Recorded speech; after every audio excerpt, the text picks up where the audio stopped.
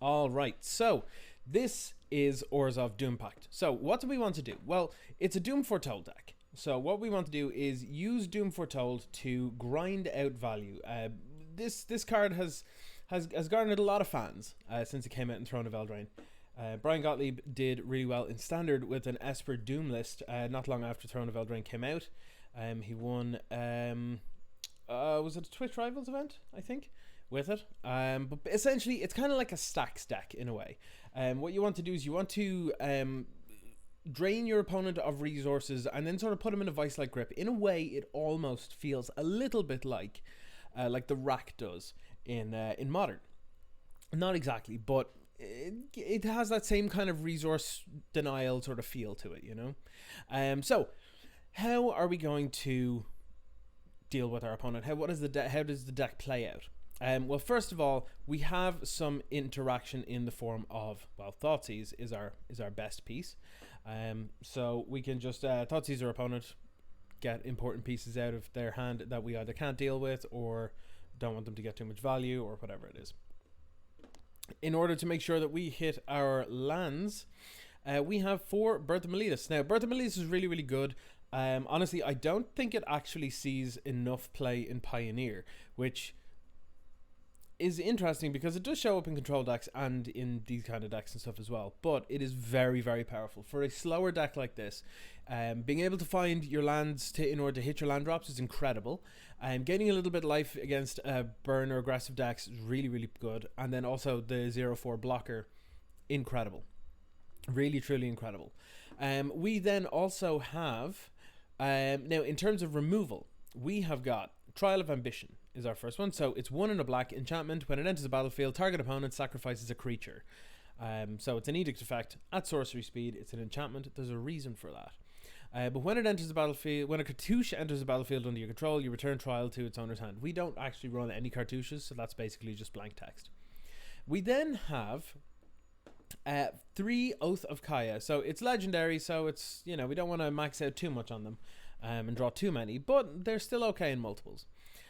So 3 damage to any target, and we gain 3 life. And whenever an opponent attacks a planeswalker we control with 1 or more creatures, it deals 2 damage to that player, and you gain 2 life. So it can be nice and handy because we do have a couple of planeswalkers in this deck.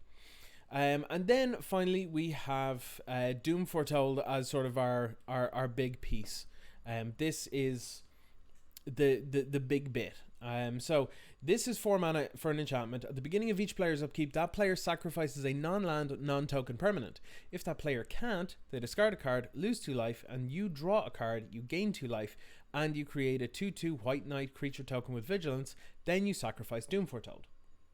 So this can really put the clamps down on the opponent. Like if they are only able to play out 1 creature per turn, and they only have 1 creature out, and you've got a Doom Foretold out, they're like essentially never attacking, or they're going to have to take a turn off in order to just let Doom Foretold go away and let you gain the advantage. So it's very, very powerful and hard to get out from underneath it. Now, the reason that I said this is the last piece is because these are sort of like the key points of what we're looking to do with the deck, but there are interesting other pieces as well, and in order for us to sort of point on them, we have to look at Treacherous Blessing first of all. So it's 2 in a black enchantment. When it enters the battlefield, draw 3 cards. Whenever you cast a spell, however, you lose a life, and when Treacherous Blessing becomes the target of a spell or ability, you sacrifice it. So the idea is that you play Treacherous Blessing, then you play Doom Foretold, and then on your turn you can sacrifice Treacherous Blessing instead of, you know, having to cast spells and lose life and stuff. So yeah, that's the main thing that we can use Doom Foretold for. It's one of the reasons as well why we have Trial of Ambition and Oath of Kaya and Birth of Meletis and stuff. We can use those enchantments, we can sacrifice them to Doom Foretold, because once they enter the battlefield, they have their value and they're just sack fodder for us, you know. Tara, welcome along. Welcome along. Good friend and cool dude. Are you talking about yourself, Tara? Good friend and cool dude. Welcome along. I'm just mid deck tech. So bear with me while I just run through this and then we can chat away. So the idea is with Treacherous Blessing we can use this to gain incredible advantage. One card to draw 3 cards is fantastic. We also have Final Payment. As an additional cost to cast this 2-mana spell, you could pay 5 life or sack a creature or enchantment to destroy target creature. So you could sack Treacherous Blessing to this, and you no longer have to use this or worry about it. As far as I can tell as well, because this is as part of the cost, it means that you sacrifice this before this is actually cast, which means that you don't lose the point of life from it as well, from casting it. We then also have Demonic Pact. 4 mana enchantment, we've got 3 of them. At the beginning of your upkeep, choose one that hasn't been chosen. Deal 4 damage to any target and gain 4 life. Target opponent discards 2 cards, draw 2 cards, and you lose the game. So we definitely don't want to hit that one. So like I said before, we can sacrifice it to Doom Foretold, we can use Final Payment to get rid of it, or we can use another card that we have here, which is Flicker of Fate. 1 and a white, instant, exile target creature or enchantment, then return it to the battlefield under its owner's control. So we can flicker Demonic Pact and just reset all of these and get another 4 damage to something to gain 4 life, another 2 cards discarded, another draw 2, whatever we want. Now, that's not the only way to deal with this through either Final Payment or Doom Foretold. We also have Gideon of the Trials to say, well, I'm going to make an emblem so that I can't lose the game, which means that this last one no longer applies. And then, to top it off, we have 2 Yorion to flicker basically all of the things in the deck, which is fantastic. So, very clearly talking about good friend Scott. That's me! That's me! So in the mana base, good things to point out here. We have 4 Isolated Chapel, 4 Godless Shrine. We have 2 Castle Locthwain, because sometimes we do just need to draw that little bit extra. We 4 Shambling Vent, because sometimes we do need to be able to like protect against aggressive attackers, or get some extra beats in to sort of shorten the clock. And we have 1 Urborg, Urgi-Burgi, Tomb of Yawgmoth, so we can make all our lands into swamps. And over on the sideboard, now as you can see, we're pretty good at sort of disrupting our opponent, killing off a bunch of creatures. Like we're a pretty good grindy, mid-rangey, control-y kind of deck. Sometimes we need a bit more something against specific kind of decks. So against aggressive decks, we have Baffling End. We have Archon of Sun's Grace, because well, whenever we cast. Whenever an enchantment enters the battlefield under our control, we create a 2/2 Pegasus with flying, and Pegasus creatures we control have lifelink. If you have a few enchantments out and you have this out, and then you play Yorion and you flicker a bunch of enchantments, each one that comes back you'll get a 2/2, which is insane. We then also have 2 Fatal Push and 2 Kaya's Wrath. And then against graveyard decks we've got 3 Rest in Peace, and against spell-based decks we have 3 Duress. And that's basically it. That's the entire deck. There are a lot of ridiculous synergies in this deck, and I'm looking forward to playing them. There are 80 card versions of this. I will say there are 80 card versions of this that run Yorion as your companion, which is totally fine. But they tend to be a little slower and therefore a little bit worse against the more aggressive decks in the format. And like the red decks and stuff are pretty prominent generally. So not a great thing in general. Castle Locthwain is also one of my favorite lands ever. Yes. I really love it. It's Bob on a land. It's a Bob land. Feel like I should just call it a Bob land now. But yeah, this deck is really fun. I've played it. I actually have the standard version of this. Just without Yorions and stuff. I haven't updated any of my decks with Ikoria cards yet, because well, I haven't been able to get around to getting them for a start. I can't really afford to go buying boxes and stuff at the moment. So and a lot of the things that I want to get are not particularly expensive, so I don't really want to order the singles online. I think I'd rather, when I get a chance to go down to my LGS and have a look through like their singles and some chaff and what have you, because a lot of commons and uncommons from Ikoria that I actually really want to get, and a lot of the rares that I want to get are quite cheap as well. So yeah, having a bit of tea, don't mind me. Yeah, it's weird. If I had to pick a color combination outside of blue red, to play with forever.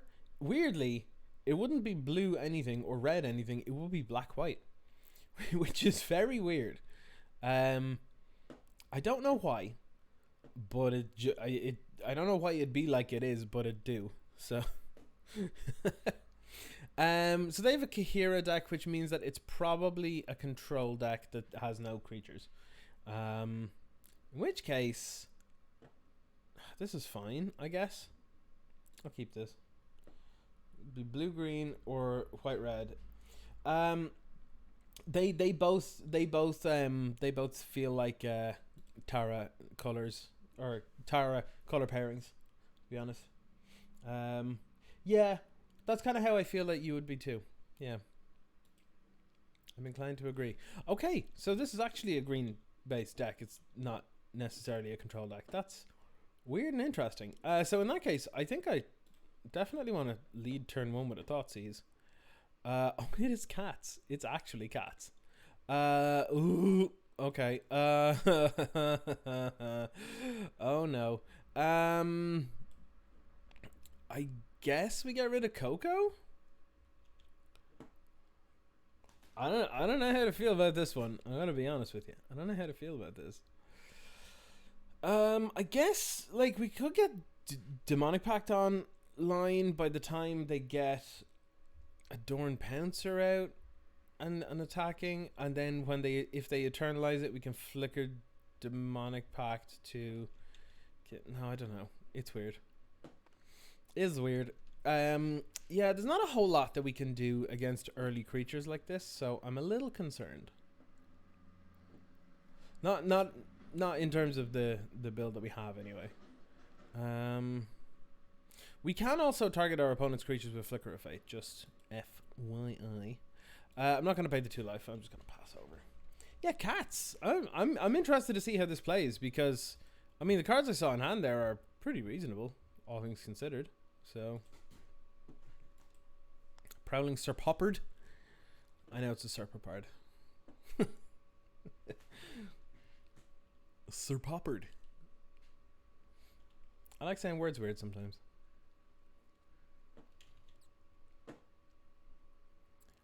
Okay. Ow, ow. Ow, ow, ow. Ow, ow, ow. Getting hit. My turn. I guess Treacherous Blessing. I feel like game 1 this is like a horrible match for us, because I'm about to take 6 and go to 10. I'm not looking forward to this. Maybe I shouldn't have taken the Coco. Maybe I should have taken like Serpapard or something. I feel like I'm not gonna have time to play a tap land.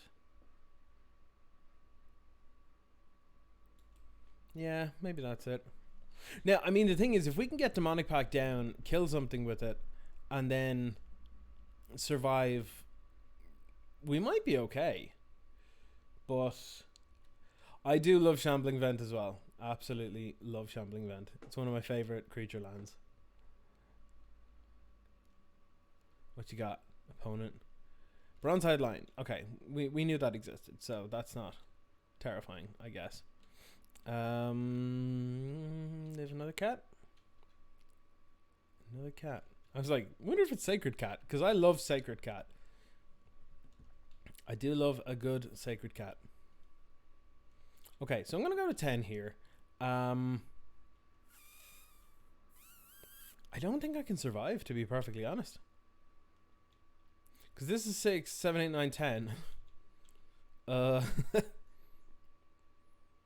don't know what I can draw. The cats are real strong. They've come out the gate here. And they don't even have their new lord yet from Corsa 21.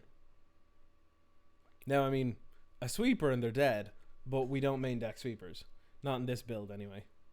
So, yeah. Hey, Ozzy. Yes, I have shaved my beard. In fact, bear with me. Hold on. Where's my face? There we go. Quarantine beard is gone. I do it every so often because I need to get a bit of get a bit of like exfoliating done. You know, sometimes the skin goes bad. You know, not goes bad, but like can be dry and stuff. But I kept the mustache. I kept the mustache because, well, I mean, it's not very often that I actually have a half decent mustache, so that's something, I guess. Okay, so this is gonna hurt. So what I'm hoping happens here is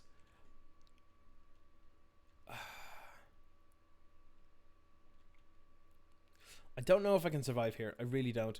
I'm gonna flicker a fate the trial of ambition, or do I? Or do I? Do I just flicker one of their creatures? Actually, I should probably. Nah, I don't know what I need to do here. Oh, we're dead. Oh, okay, we're just dead. All right.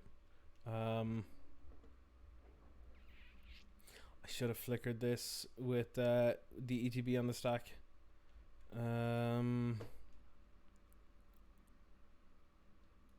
Yeah, we're dead. That was a fast turnaround from them there.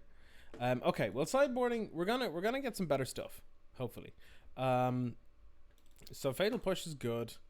Baffling End seems pretty good because they're a Coco deck, so that was game one. Yes. We get Kaya's Wrath as well and Archon of Sun's Grace. So we get a lot of good cards for this kind of matchup. The bad cards here, I would say, like 2 Thoughtseize out. Flickers can get rid of tokens permanently as well as doing a few other little tricks and stuff, so I kind of like keeping them. The Orions seem good enough to keep. I think Demonic Pact actually seems a little slow, like a little too slow. I might actually just have to pull those out for this game. It'll help keep my curve on a little bit as well because we're bringing in 5/4 drops. So, actually, yeah. Let's see how our curve's looking because this could be rough. Put you over there.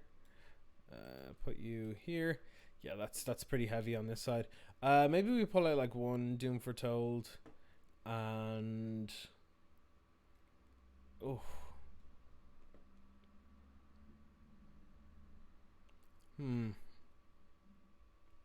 At least the Birth of Meletus helps us get lands.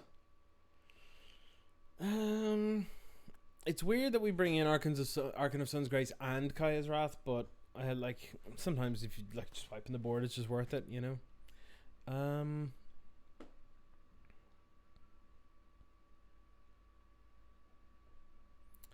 Maybe. Oh, also, if I disappear at any point for a minute or two, I've stock cooking there. Yeah, actually, the Gideons don't seem awesome to be honest in this matchup. So yeah, you might be right. I've stock cooking over there, so I will have to keep an eye on it every so often. Just FYI. And then maybe we just drop one flicker. Actually no, it interacts with their creatures too much. Let's drop a single treacherous blessing, I guess. Yeah, something like that. A lot of cards to bring in this kind of matchup. There could be an argument for just pulling all the Thoughtseizes entirely, but I think snapping a Coco off them is pretty good. Yeah, I'd love to go first. Let's see what we got. Well, we got that turn 2 Thoughtseize, I guess, but yeah, that'll do. Yeah, sure, let's keep it. Oh no, I know. It's just if I'm like, oh, I gotta go like over there, my kitchen's on fire. I started doing it recently, and like I've started trying to do new and different things with cooking because like we've been stuck indoors here for forever. We're barely getting like takeout and stuff. We're ordering when we can, you know, when we can afford it and stuff to help out local restaurants and stuff. Yeah, like I want to be able to just do other stuff, you know. So like we would sort of cheat and cook corners and stuff. Like we would go and get like a butterfly chicken that's all ready to just throw in the oven, and we'll use that. And then when it's done, I'll just keep all the like I did this last week, and this is the second time I'm doing it now. Literally just keep all the bones from it. Throw it in a pot. Throw in a bunch of like carrots, onions, whatever. And carrots, onions, celery are generally the right things to put in for a mirepoix to make a stock. I don't have any celery, so I just threw in like a couple extra bits of like whatever seemed good. And yeah, so I just did all that, and literally just fill it to the top, or cover everything with water, and then oh yeah, give me this. Yeah, I'll take the fleece main line so they don't have a turn 2 play. Yeah, and then what you do is you just put it on like medium high heat, bring it to a boil, and then you just like all these little bubbles, like quote unquote scum. It sounds much worse than it actually is. Forms on top, and you literally just scoop it off. Like it takes like 10 seconds, and then like that's literally it. You just leave it there for like 2 or 3 hours then. It's pretty much what I've done, which is pretty cool. Because like I always want to have like stock available, and like stock cubes and stuff are fine when you're like trying to like just throw it together a dinner real quick, but it's just not as good. It's just not. Like anyone that says, oh, it is though, is a liar and must be taste blind. No offense, but you must be.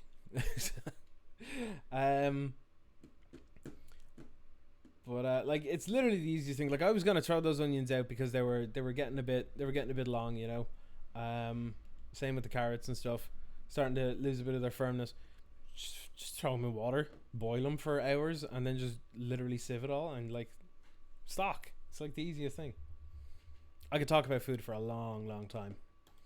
I'm also a lazy ass cook, Tara. I am super lazy when it comes to being good at cooking and stuff. But like even I'm doing it. It's way easier than it seems. Stock was actually something that I was afraid of doing for ages, because I was like, oh, it looks like it's so complicated and doing things wrong and turns out no, it's actually like the easiest thing in the world. I do like taking time to cook breakfast. I'll say that. Stick it in the oven, hope for the best. You know what I recommend? This is the dish that made me less lazy at cooking and realize that you don't actually have to give up being lazy at cooking to make awesome food, and that is risotto. Learn to make risotto. I swear to God, it's not only unreal and real hard to mess up, but it's also like just the tastiest thing in the world. I'm going to put this in tapped. I'm going to play Oath of Kaya. Obviously not that lazy. Well, I mean, to some degree, I kind of am. I'm just gonna zero Gideon now to make an emblem and just pass it over. I don't need to beat down yet, but all right, okay, cool. They just they just hard quit. All right. Ooh, sounds like someone's salty.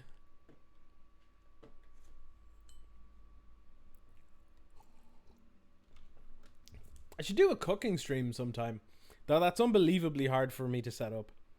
So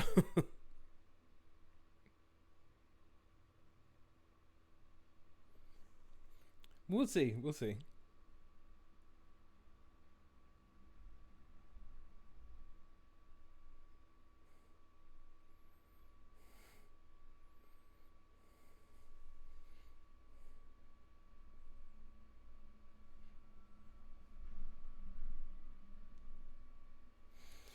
What are we doing with this hand? Is this good enough? Yeah, probably. Whatever it is.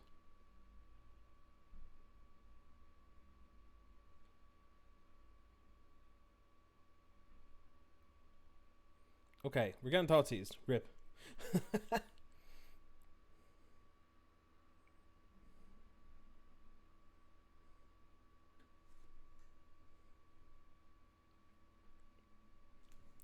Okay, we lost our Doom Foretold. Well, that's real sad. Damn it. Sure. Yeah. This could be an uphill. This could be an uphill struggle. Rakdos, eh? Oh, listen, right. If this is Grixis, right, there's one thing that tilts me so much. I don't know why, but it does. One thing that tilts me so much is just Grixis discard stuff. Like, I don't know what it is. It's just the most annoying thing in the world to me. It's just so annoying. I don't know why, but it is.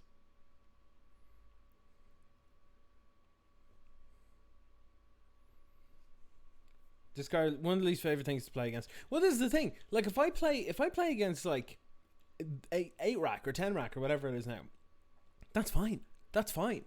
I know that that's what you're doing. But when you start going like, oh lol, Thoughtseize, oh lol, like agonizing remorse, thought erasure, blah blah blah, and then you just follow it up with like a freaking dig through time, and you just refill your hand, and you're like, what's the point in me playing here? Like, you're literally just like, no, repeatedly, before you even get to do anything. Like, at least with 8 rack, it's like, my plan is for you to be empty-handed at the same time as me, but for me to, like, have you in some sort of, like, vice grip. At least with that, I'm like, okay, well, look, you're all in on it, and you've got a specific kind of game plan, and that's it. And I can respect that. But, like, this is just so tilting. I don't know why it's so tilting, but it just is. Grixis discard stuff is just garbo. I hate it. But gotta love that choked estuary coming in tapped. Yep, there end step. Alright. Okay, I don't see any reason to do anything other than Thoughtseize here because, well, I mean, if they have a counter, they can go ahead and counter. Yeah, like, look at this crap. What is this crap? It's crap. Like, honestly, I think I have to take care of the Chandra because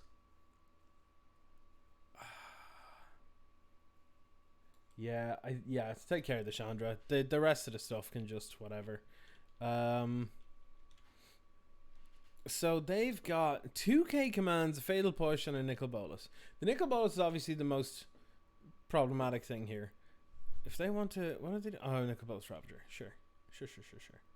I think I'll use up the Oath of Kaya for that. I'll discard the Oath of Kaya for that. Yeah.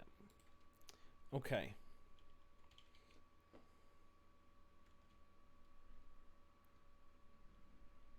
That's okay. So let's play this. Make them sack a creature. Like, we should be able to grind them out. Now, unfortunately, if they draw like something ridiculous here, it's going to be hard to deal with. But we'll see. What does this do again? Target opponent exiles cards on the top of the library until they exile a non-land card until then the turn you may cast out paying its mana cost. Ah, gross.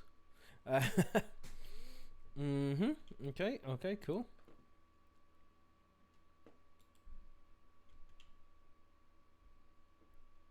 Okay. So I think I want a Demonic Pact. And then next turn I'll like Yorion or something.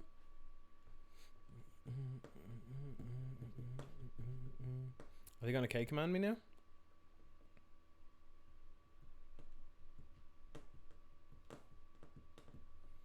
That's...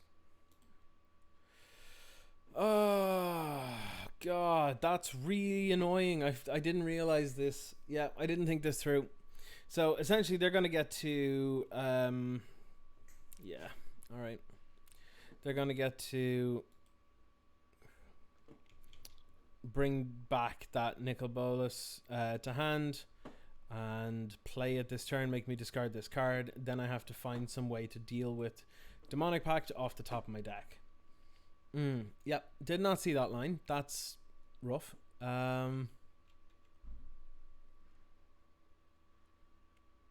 I could die to my own pact. This is a thing that could happen. Yep. I think I have to I think I have to draw 2 cards.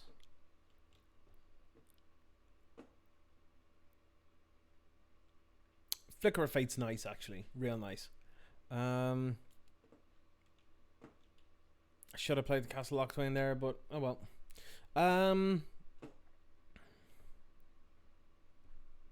Magic the way Garfield intended. Look at these alt win cons for your opponent that you put in your deck. Okay, so we know these 3 out of 6 cards in their hand.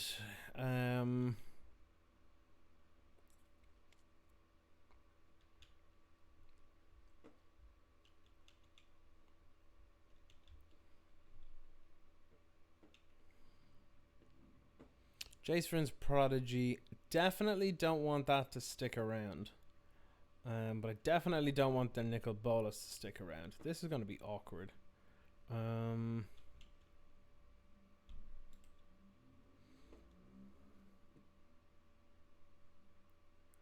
I think I'm good with my opponent discarding 2 cards. Yeah, they're playing Grixis discard, so basically it's just a bunch of Thoughtseizes and all this sort of stuff. Grixis control. Then they're playing Nicol Bolases and Chandras and what have you. Though the Nicol Bolas is a bit weird because that's not normally something you would. Okay, so Lily the Last Hope is interesting, but I think I'm gonna have to. Thoughtseize you there, old opponent, old buddy, old pal. What do I want to get rid of? K Command or a Nikki B they can't cast. And they have... They're 2 lands off, so I think it's the K Command do we get rid of. And then at some point in this turn, I'm going to Flicker of Fate, probably the Demonic Pact to give me an extra few turns. Okay, so we know that they're out of these. So they have the 1 Nicol Bolas, the big one. And we know that that's gonna flicker now. Do we do something about this actually? Also that costs 7. Okay. I don't think we can do much about this. I think we're just gonna have to accept it. And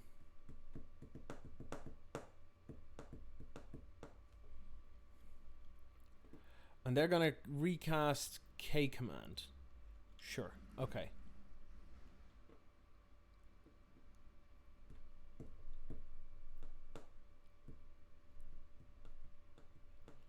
I don't know what they're gonna... Bring back a creature and have me discard a card. Well, this is an easy choice then.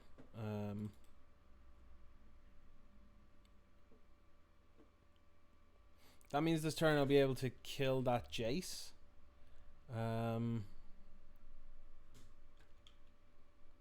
We really have to be concerned with this Nicol Bolas soon, though. It's my only thing I'm pretty concerned about right now, but yeah, I think we're gonna activate Castle Lochtwain here. Nope. Come on. Come on. Tap for black. There we go. There we go. Not another one. No. Oh god. Okay, so I think we have to kill the big Nikki B.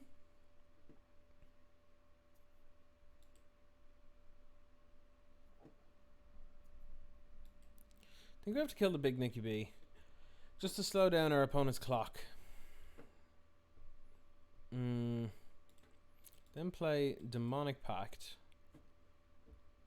This is getting dicey, but I'm gonna pay the 2 so I can draw off Lochtwain. But yeah, this is super questionable now. But this turn I can draw 4 cards. This turn I can draw 4 cards because I have 2 pacts. There's another one behind here. So actually I can just move this up so we can see it a bit better. Actually I don't even know if we need... Do we need that with this big thing anymore? Or... Because like I have it up for ease of viewing, but like... I don't know how useful people find it. I guess I've never asked. It looks sweet, and but the thing is, I didn't choose it on purpose. All right, yeah. Look, I'll get rid of it. I'll get rid of it. If anyone's watching on YouTube and stuff, like, yeah, if you don't like me getting rid of it, just let me know in the comments, and I'll bring it back next time. All right, let's draw a card. Yorion off. Well, that's fine. Look at that. Look at that. Absolutely fine. Okay, so I'm gonna draw 2 cards, and then I'm going to. Ooh, this is interesting. I think I'm gonna draw 2 cards again.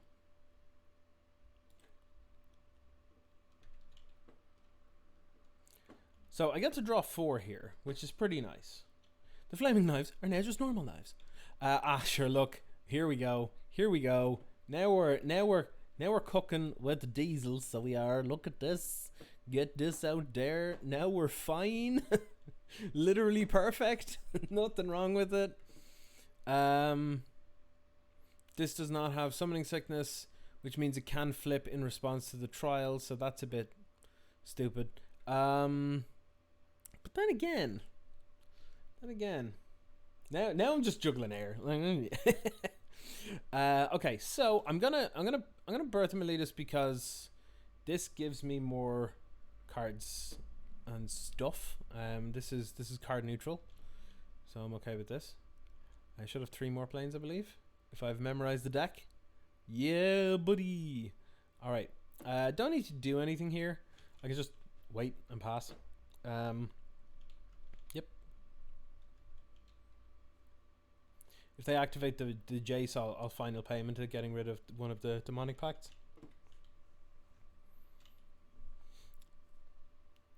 Yeah, I was thinking they might get rid of the already flipped Jace, but yeah, Doom Foretold must be hard for them to deal with.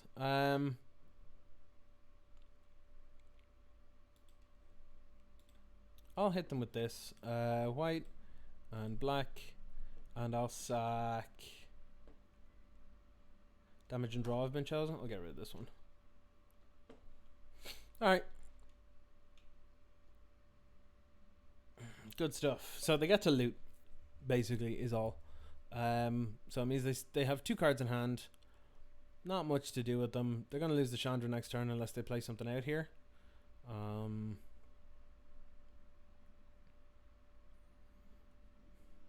Looks like a nickel bolus. Yep, it's a big old Nicky B.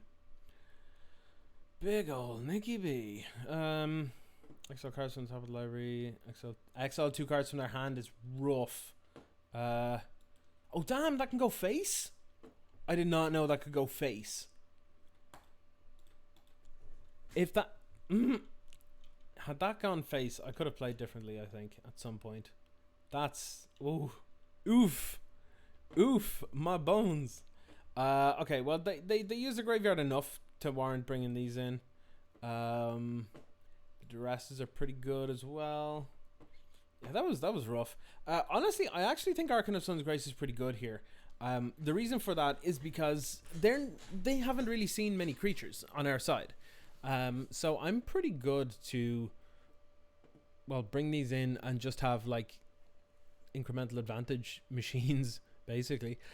Now what's hard is how to pull out stuff. We're basically bringing in 9 cards here. I think we can cut 1 or 2 trials. We can cut maybe a. This is tough. Maybe we don't bring in all the rest in pieces. Maybe we bring in like 2. And maybe an Otakaya or 2. Still gotta get rid of 4 cards. What are we gonna get rid of? What, in all the circumstances that I've seen against this deck so far, do I not want to see in my hand? Maybe it is just another Otakaya or a trial.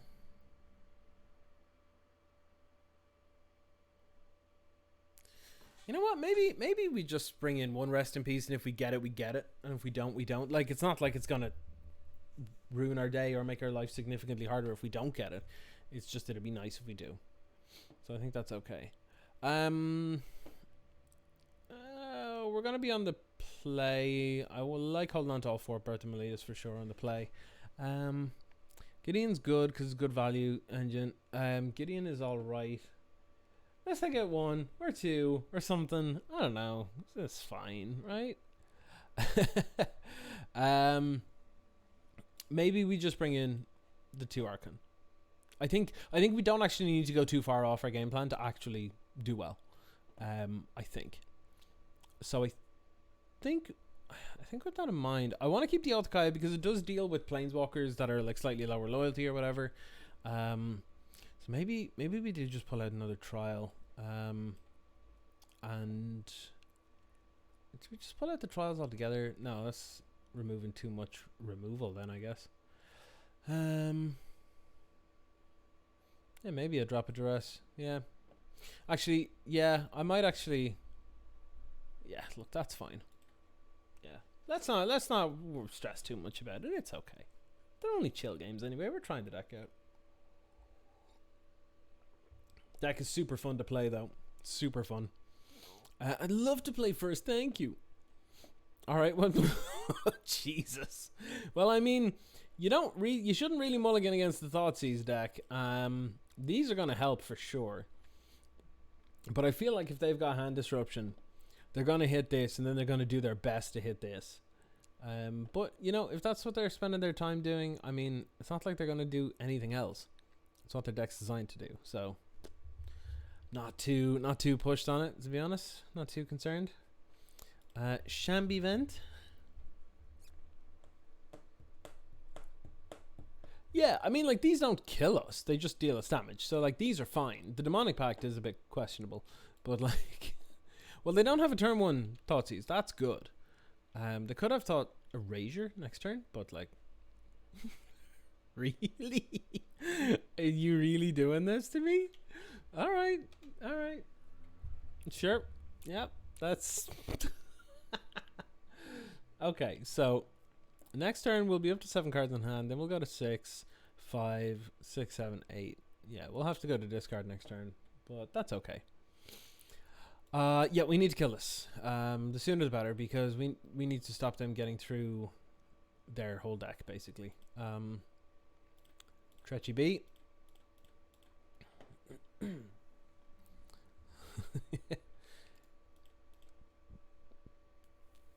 Okay. I'm gonna pitch a planes here.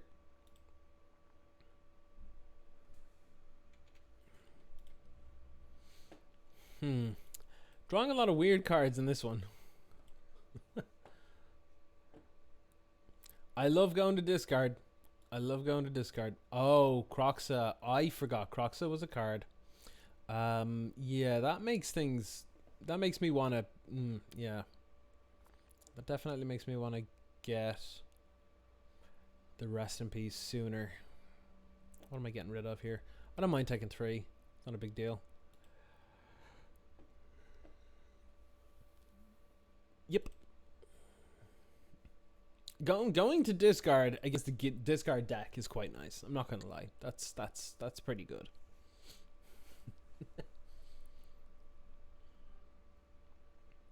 Just go back to sideboarding. Can I just undo my sideboarding, please?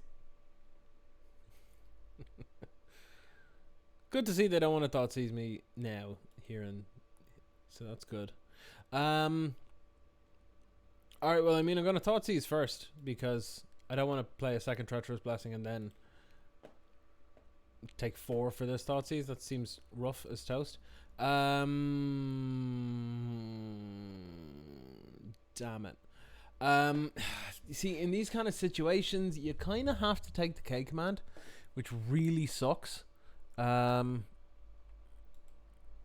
command's real good, like way better in Pioneer than people believe, despite the fact that people know it's a great card. Yeah, it's a hell of a hand. I'm not sure how we beat that, but we'll see. The standard version of this runs like Murderous Riders and stuff, and there's our Doom Foretold. Please don't Thoughtseize us. Please. Don't Thought's us. Don't do that. Very bold. We need more removal. There's a Croxa. Yep, there it is. That's fine. That's fine. We're at 13. It's dicey, but like,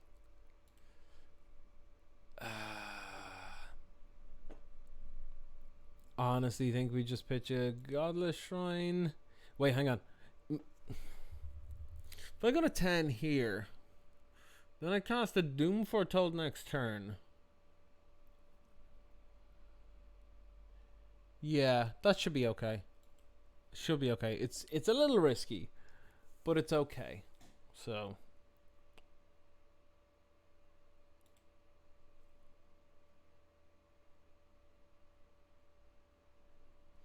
we know they got rid of the Croxa. They're going to draw and discard, and they're probably going to get rid of the other Jace. Okay, so it means that out of the 4 cards in hand, we know the Steam Vents, which they've just played. And, yeah, okay. What's the emblem on this? Whenever you cast a spell, mill 5. Okay.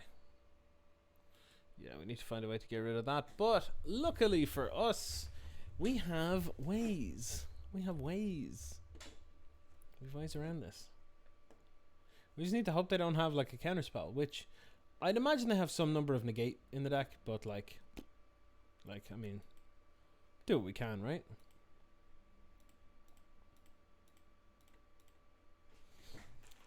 A Doom Foretold. If this gets negated, then we're in serious trouble. But like, I don't think they have one, so I think we're kind of okay. If they can somehow bounce that, like if they for whatever crazy reason have like Brazen Borrower, then that's a bit different. It's a bit harder to deal with. But are you what you doing to me? What are you? Oh, like it's weird. I had a feeling that I had them on red for that, but like, oh no. I had a feeling that I had them on read for a petty theft, but it didn't make sense in the deck because it's more reactive than proactive, so it didn't seem to make sense to me. But now apparently that's I just don't get it. The Crocs is coming back. Yeah, I think we're dead.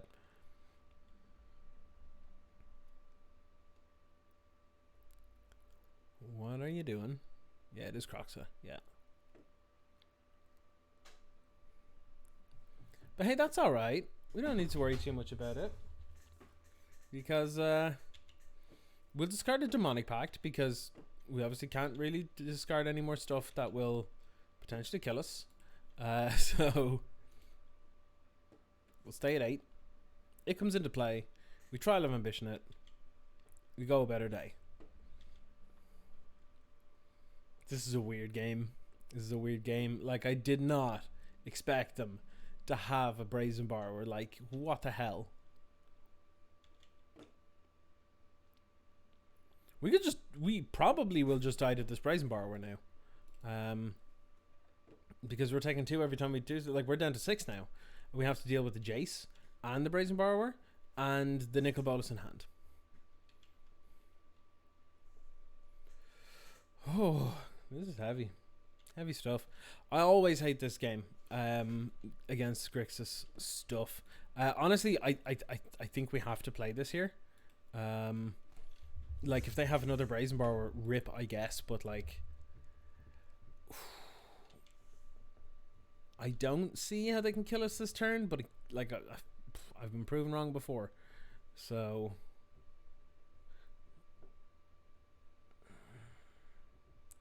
it makes a lot of sense. Yeah, to be honest, the reason it's at Mythic, I believe, would be because it is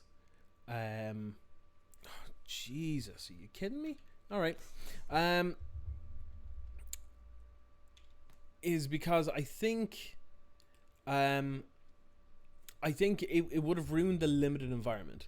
Like, if Brazen Borrower was at rare, I'd be like, that's still fine. Like, if you look at like, Bonecrusher Giant is at rare. Bonecrusher Giant is roughly the same power as Brazen Borrower in general. Like, it doesn't feel like it, but it does. And like, that's at rare, and I'm like, that's fine. But the thing is, because it's bounce and this is a flyer and stuff, I think it would have messed up limited if this was rare. To be honest.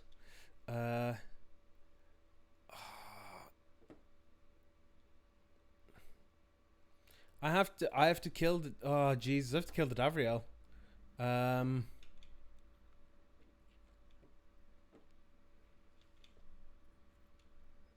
Yeah, it's gotta be damage. Oh, that's not bad. That's not bad.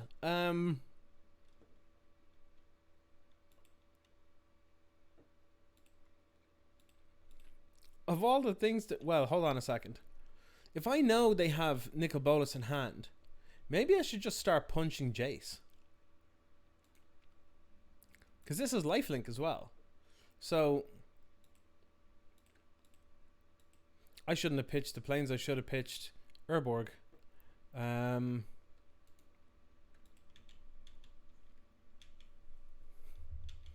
Yeah. Honestly think that Gideon's actually like so now. I think Shambling Vent's actually just better. Yeah, that's fine. They can take that out of my hand. They still just have the Nicol Bolas. These are gonna start. This is gonna start getting really scary soon. But I'm gonna probably draw 2 cards this turn, so I'm kind of okay with that.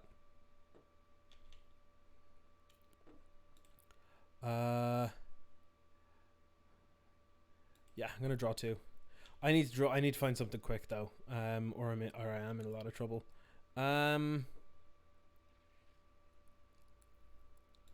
mean, I should have played Shambling Vent. What am I doing? Yeah, I'm going. I'm going to rest in peace.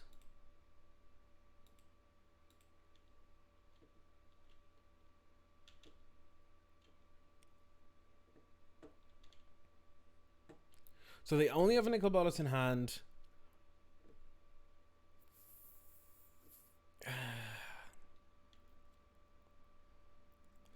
I think I need to draw off Lochtwain more than anything. So I'm going to pass because the 2 things that I can draw that will help me get out of here now are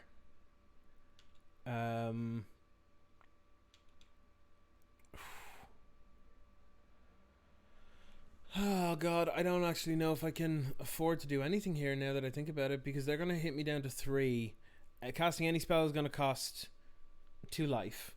I could draw Final Payment. That'll only cost 1 because of the way this works. I was supposed to draw there as well. Oh well. Discard that card. Draw Yorion. Draw Yorion. Draw Yorion.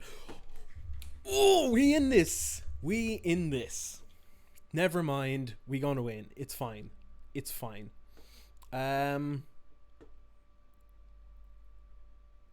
Hold on. Okay, I'm actually 1. I should have played the Shambling Event last turn. I'm 1 off casting like everything, but it's fine. It's fine. It's fine. Don't worry about it. Sorry, I'm 1 off casting Yorion and attacking with Shambling Vent to sort of protect my life total. That's my main concern. So like if they draw a K command or something, I'm just dead. But outside of that, I think I'm okay. So as long as I don't do anything, I'm kind of all right.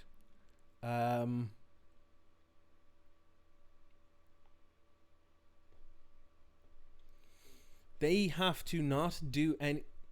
Yes.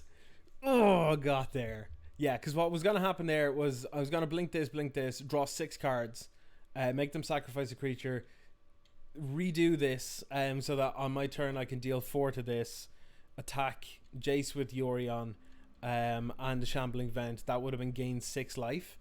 Probably have found some way to, yeah, so like we would have drawn 1, 2, 3, 4, 5, 6. We would have drawn these.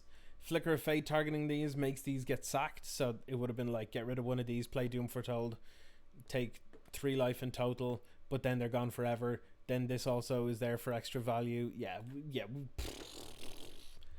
Yorion is still just a good card, and you should just put them in the deck anyway. I'm kind of okay with how things are. I think I'm gonna pull. I think I'm actually gonna swap Duress and Thoughtseize, to be honest. And pull out one Thoughtseize and bring in another Rest in Peace. Because they did seem a little bit more graveyardy, because I forgot about Croxa. And then I think that's kind of okay then. They actually have more creatures than I expected, so now that I'm on the draw, I'll pull out, like, say, 2 Berthamelitas and bring the Trials back in, I think. Actually, Baffling End is probably better? No, it's not, because you can blink these and they won't get a dinosaur. So, yeah, this is fine. This is fine. Yeah, this is alright. This is alright. I love playing black-white grindy decks. I don't know what it is. I think it's just the fact that it's a control deck that doesn't have blue. And, like, don't get me started on blue. Like, I love blue. You know I love blue. But it's the fact that you can do control just in a different way. I think it's one of the reasons why I love Scred in Modern, even though it's absolutely not playable anymore. But when Scred was playable, I had Scred and I played it and I loved it. Because it was control, but just in a different way than usual. You know, something off, something different. It was cool. It was cool. It's gonna have to be a mull from me, dog. As much as I don't like that. This is a keep. This is certainly a keep. I think I'm getting rid of a land. It's risky, but do we just get rid of the trial? Maybe. No, they've too many small things they can get rid of. Yeah. I think I'm just getting rid of a swamp. A little on the risky side, but this is fine. Yeah, feeling okay about this one. Being on the draw is okay against this kind of deck because you get 1 extra card, so it's not too bad. They're also not particularly fast, so I'm not too worried about that either. But yeah, let's see what they do.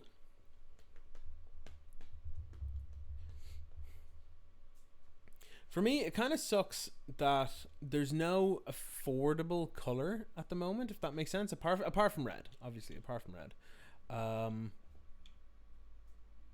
In the likes of Pioneer, because, like, for example, if you were running black, you pretty much have to run Thoughtseize, and Thoughtseize is like 100 quid for a playset, which is insane. What am I discarding here? I think I'm just getting rid of a Plains. Yeah. That's fine. And then, like, white, if you're playing a mono white deck, you're playing mono white Devotion, in which case you need to get 4 Walking Ballista, which is 100 quid a playset.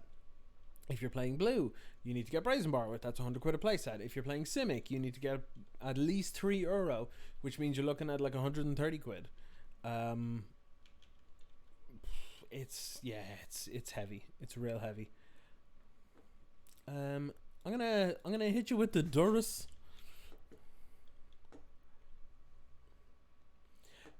I wouldn't mind having some sort of something like that. I'm getting rid of Torch Defiance, that's for sure. That's their little advantage engine, so get rid of that. Yeah, Thoughtseize really needs to be honestly needs to be reprinted into the ground. And if they reprint stuff like what they need to do is they need to make the master sets in such a way that they're actually the staples from formats, you know? Like, for example, if you were to make like Pioneer Masters, like the way a Modern Masters worked, make it look like make the set essentially look like a cube, but for like a cube list, but instead for this is rough. I really want to hit this, but yeah, I think I have to do this. But yeah, make it look like a cube, but for that format, you know, like in the uncommon slot you can have fatal pushes and stuff. Like if you look at I know this deck isn't exactly super popular or whatever. But you know, you can have the rare slots have like Gideons or Yorions and Thoughtseizes and Rest in Peace. Like all of these are perfectly fine to be putting in. So if I draw a land that is an untapped source, specifying that untapped source off the top, even if they play a what's it called? Nicol Bolas here, make me discard a card, which they will. Yeah, here it is. I'm trying to think of what I would get rid of here, and I think it is. I think it's Demonic Pact here. I think it's Demonic Pact.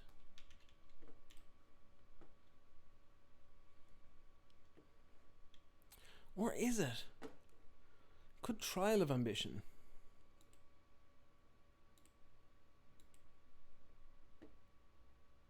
But if I get rid of Trial of Ambition and I don't get a land this turn, it means I literally can't do anything. Yeah, no, I'm going to get rid of Demonic Pact. It's the safer option. It's not a great option, but... Magic Arena on Mac. As in, like, it's coming soon? Like, is it a State of the Game announcement? Or... Because that's pretty cool, if so. They've been saying it for a while. I'd love to see an update on... I'd love to see an update on when we're going to get... when we're gonna get it on mobile. I feel like they're gonna actually have ways to do it. I know people are like, oh, it's gonna be an absolute nightmare or a disaster or whatever, but I don't think so. I think it might be okay. Let's duress them. Let's get rid of Nikki B. Okay, so we're doing okay here. It says June 25th. Nice. Wait, what? That's 3 days from now. That's... I like when people make announcements and they're like, oh, it's coming soon. And people are like, how soon? And it's like, 3 days from now, fucker. And you're like, what? I love when that happens. I love when that happens. Like when someone announces a game or something, and it's like, guess what? It's going to be on the shelves in a week. And people like lose their damn minds. That's fantastic. I love when that happens. I love that. Okay, well, we're going to be able to deal with this Nikki B, which is good. What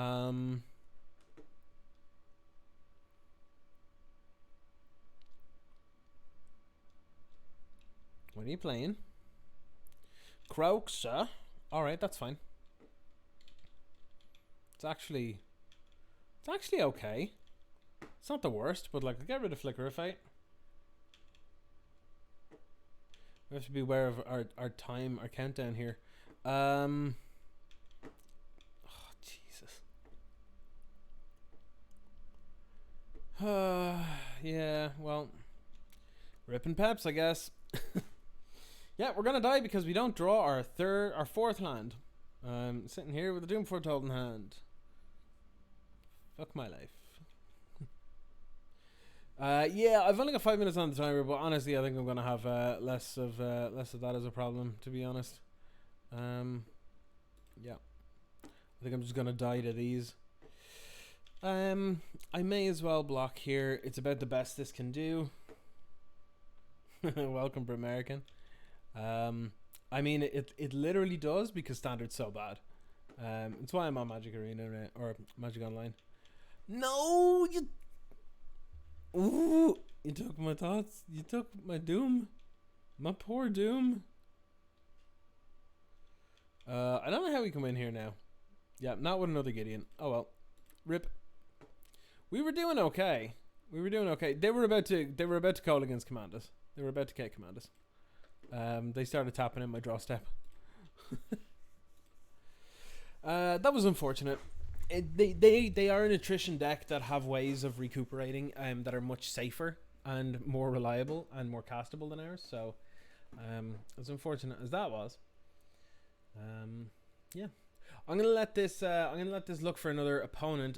Bear with me. Like I said, I'm gonna check on my stock and make sure that it's, well, not fucked. So one moment.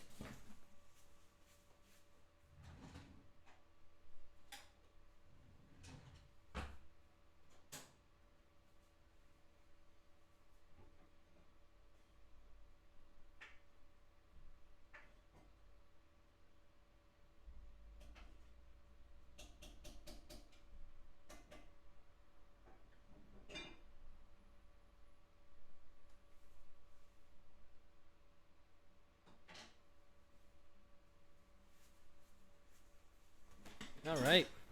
So it's been cooking away for like, what was it? How long am I on now? I'm on an hour. And I was cooking about an hour before that.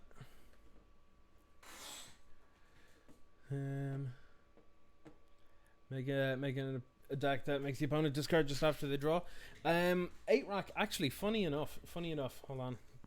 I only rebuilt this last night. Probably not particularly good at the moment, but I did in fact last night build a 8-rack deck, a budget one for modern with Shrieking Affliction, the rack, smallpox, the whole shebang. And yeah, it's a lot of fun. I enjoy it. But one of the things that's played in 8-rack or 10-rack or whichever is Funeral Charm, because it's a black at instant speed. Give a creature Swamp Walk, give a creature +2/-1, or make opponent or target opponent discards a card, so you can do it in their draw step, which is pretty nice. I'd love to play first. Yes, thank you very much. I love how I've got all black cards and only planes. I'm gonna be an idiot and keep it. Let me look at the link. Let's see. Arena for Mac. For Macos. I like the way they worded that. Announcing MTG Arena for Macos. I know it's Mac OS.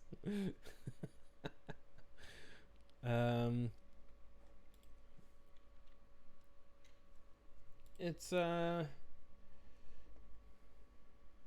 on the Epic Games Store. That makes sense, I guess. I know a lot of people give a lot of stake for the Epic Games Store, but honestly, it's just Steam by someone else. Like, there's not that big of a deal, unless there's something I'm totally missing. But yeah, like, this looks pretty solid. Yeah, it looks all right. Everything looks pretty good there. Okay, so Spirebuff Canal, I think this is going to be pretty important to... Yeah, it's a Phoenix deck. Okay. Hold on. Hold the phone. Everybody, drop what you're doing. Let me take a look. Mizium Tank. Excuse me? What the flying fuck? Literally, it is. Arclight Phoenix. That's what I'm calling it. Flying fuck. I'm gonna get rid of the Izzet Charm because it's their more useful card. Yeah. Mizium Tank, like, what are they doing? I love it. It's probably terrible, but I love it. So yeah. That's true. Steam doesn't have free games. Yeah, absolutely. I personally actually find it much easier to do stuff in the Epic Games Store than in Steam. Like, I know when the Epic Games Store first became like a big thing or whatever, you know, people were bitching and moaning and stuff, and like, that's fine. But like, it's grand. It's actually grand. Putting Izzet Charm and Shivan Reef into the thing. Okay. I'm gonna Treacherous Blessing, because if they put an Izzet Charm in, well, what the hell did they take? So they used the strategic planning, they used an island. So we know of these cards, but what if... I don't know. Okay, nice full hand here. You like having... I kind of like the idea of going Plains, Treacherous Blessing, Thoughtseize next turn. That means I'll go down 3 cards in hand. I'll draw 1 for the turn. So I'll end up next turn, if I do that, after casting 2 spells and making a land drop and drawing for a turn, I'm going to end up having to go to discard anyway. That's pretty good. That's pretty good. Phoenix has a tendency, strangely enough, if there's enough discard in a deck, it does terribly against discard. This is actually hard for us to deal with. I should probably have taken the Mizium Tank, now that I think about it, because it's not a creature currently. So a lot of my stuff doesn't do anything. Okay. Let's Thoughtseize them again, because we're like that. Yeah, who's going to complain about free shit? It's great. It's good stuff. Yeah, like I said, if there's enough discard, despite the fact that they want to put the Phoenix in the bin, if they don't have velocity of cards, they actually just can't do anything. Yeah, I'm not going to help them. So I'm going to put the Taramander in the bin. And then I'm going to Treacherous Blessing. I'm going to draw more. I know my life's getting down kind of low, but like, whatever. We're going to, like, we're probably going to hit a land here. Which means that this Yorion is going to be insane. We also have a final payment to get rid of one, so this is okay. What are we discarding, though? That's what I want to know. What are we discarding? Probably the Thoughtseize. Yeah, it's Thoughtseize. Thoughtseize. If they get a creature out here, we could... Oh, they're literally hard casting Phoenix? Okay, that's fine. That's okay. Yeah.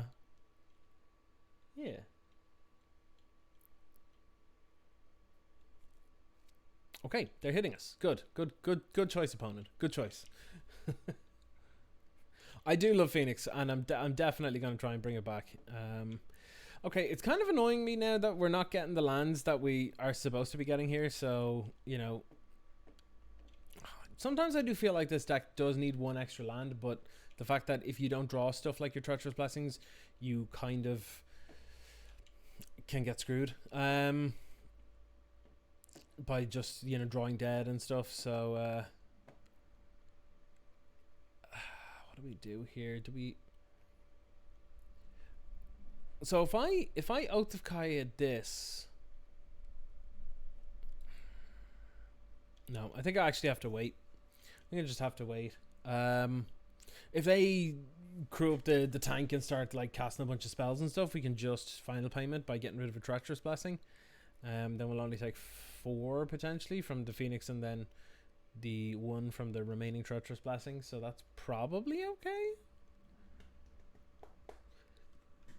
I have to say, it did take them a long time to get around to making Arena possible on Mac. I know it's not really something that's massively important to a lot of people, but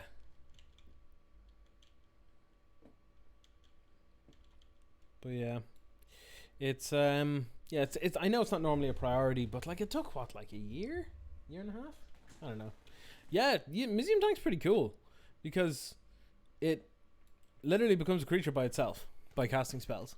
I do think it could potentially have a home in this kind of deck. It could, if there were more cantrips, if there were more 1-mana spells that were worth casting. I would say it's good. If they want to cast a bunch of spells here, that's fine. Yeah, they're treasure cruising. That's okay. They can do that. So that's Is a Charm, Treasure Cruise. They cast one more spell like a loot or something like that. They can get another creature into the bin. That's okay. The fact that they have Maximize Altitude tells me that they have more than one Maximize Altitude. It really feels like they've got Riel in the deck, but we haven't really seen any discard based stuff, so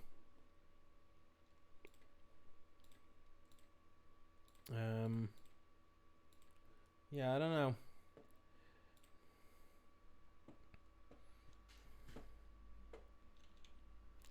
So we could get hit by a Spell Pierce here, but they don't run the main. I'm like the only person that runs the main, and even then I only run one.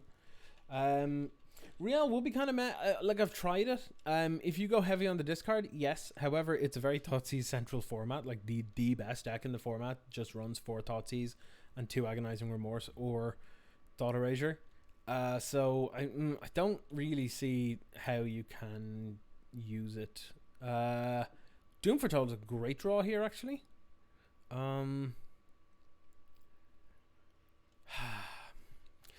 Doom Foretold is a great draw, but so is casting Yorion. But then again, if we do that, and they have, say, like a Lightning Axe or two spells to kill Yorion, then we're in trouble. So I think in order to be efficient, no, Treasure Cruise doesn't work very well with her. No.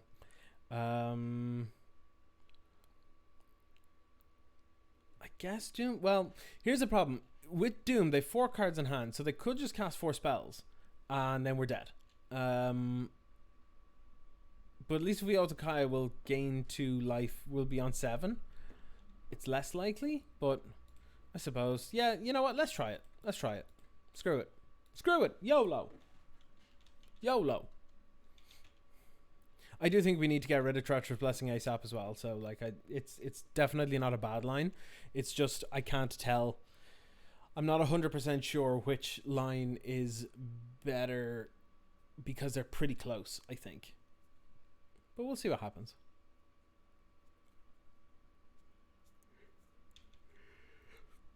Okay, getting on with the strat plan. That's fine.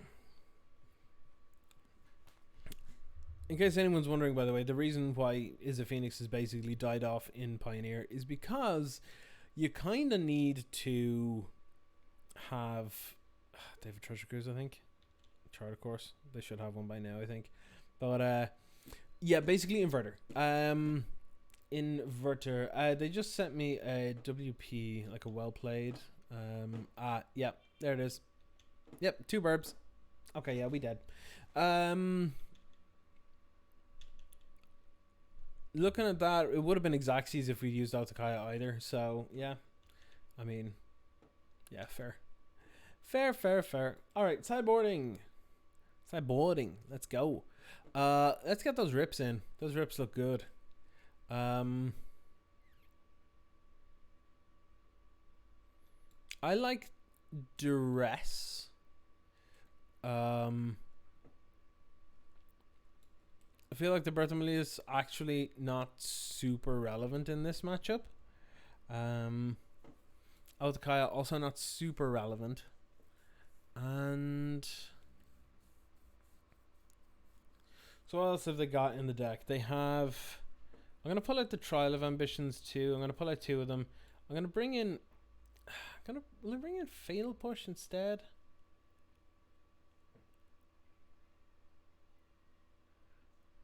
I like going hard on discard against the likes of the Phoenix stacks and stuff, because like you literally can't beat it.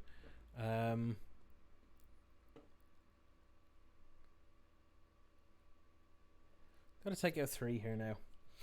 I think the trials are actually just not very good in this, particularly if they're running like Mizium tanks and stuff, because you can't target them on your turn because they're not creatures unless they cast spells, which they won't be doing. Maybe the Archons come in, actually. Maybe the Archons come in place of the Gideons, I think. And maybe a Demonic Pact?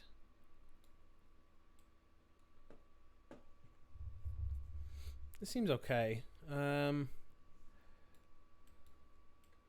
this is the curve we're working on now.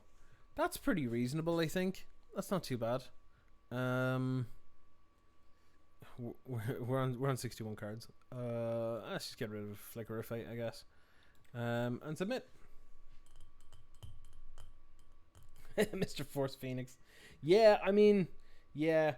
I actually got like genuinely properly upset when and this sounds silly, but like properly upset when I saw that Thoughtscour was not going to be in Arena with Jumpstart, because it's in the mill pack, but they're going to replace it with something else because, well, they just don't want to give us 1-mana cantrips. They seem to think opt is enough, and sometimes if you're good we can give you crash through, but then they print Uro and Oko and Fires of Invention, and you're looking at them and you're wondering how they have a straight face while they're saying that. But like, do I keep this? I don't think I do. My mana is clunky as hell because none of them are plains or swamps, which means that the 2 isolated chapels come in tapped. Same with the Loch Twain, and this comes in tapped anyway. Yeah, and then the rest of the hand doesn't do a lot. Yeah, it's a mulligan. This is risky. I'm gonna mull. I shouldn't have said anything. This is actually keepable though, because I can pitch Yorion, because I'm not getting around to that, and then Treacherous Blessing, I think. Yeah, they gave Hoof and not Ball Lightning. Like that's just rude. It's incredibly rude. I think this is enough to work on here. I think because we can go Urborg, everything's a swamp, so everything comes in on tap now. So yeah, well, I mean, like unless they think that people love Bant ramp kind of decks, then yeah, it makes sense. But it doesn't make sense. It's just not. Yeah, no. Get a planes. Yeah, because like a lot of our cards replace themselves, so I'm not too concerned about going to 5. Like we're on to turn 2 with. Yeah, people hate, like some people love playing like ramp decks and stuff like that because they're like. The thing that annoys me is that people like good fair magic and stuff, and they keep bitching and moaning about it, and when they lose to like Storm or whatever, but then they go and play like these ramp decks that are entirely non-interactive and just play like game-ending threats on like turn 3, and you're like, what are you doing? Like you can't say that you hate uninteractive magic and then literally interact with it, like and literally play uninteractive magic. It makes no sense to me. Yeah, players enjoy it, people that play against it don't. And that to me is a sign of poor design. Like you shouldn't be designing cards that perpetuate these archetypes that are a one-way system for enjoyment. Like that doesn't make sense. It is absolutely possible to design formats without doing that. They just gotta do it and do it right. But yeah. Come on, make a wall. Alright, so Isochap. I'm going to get Gideon down now because I feel like this is an important one to get down early. Prevent damage from Terry. Scary Terry. Inverter's not banned to Pioneer because they think it's fine. But the thing is, like, people have said before, like, oh, well, it's like, it's Pioneer's Splinter Twin. It's not. It does end the game in a 2-card combo, and it fits into a fair interactive deck, so therefore it's harder to make the argument of why it shouldn't be a thing or should be a thing or whatever. But to be honest, it's kind of crap. It's honestly kind of crap.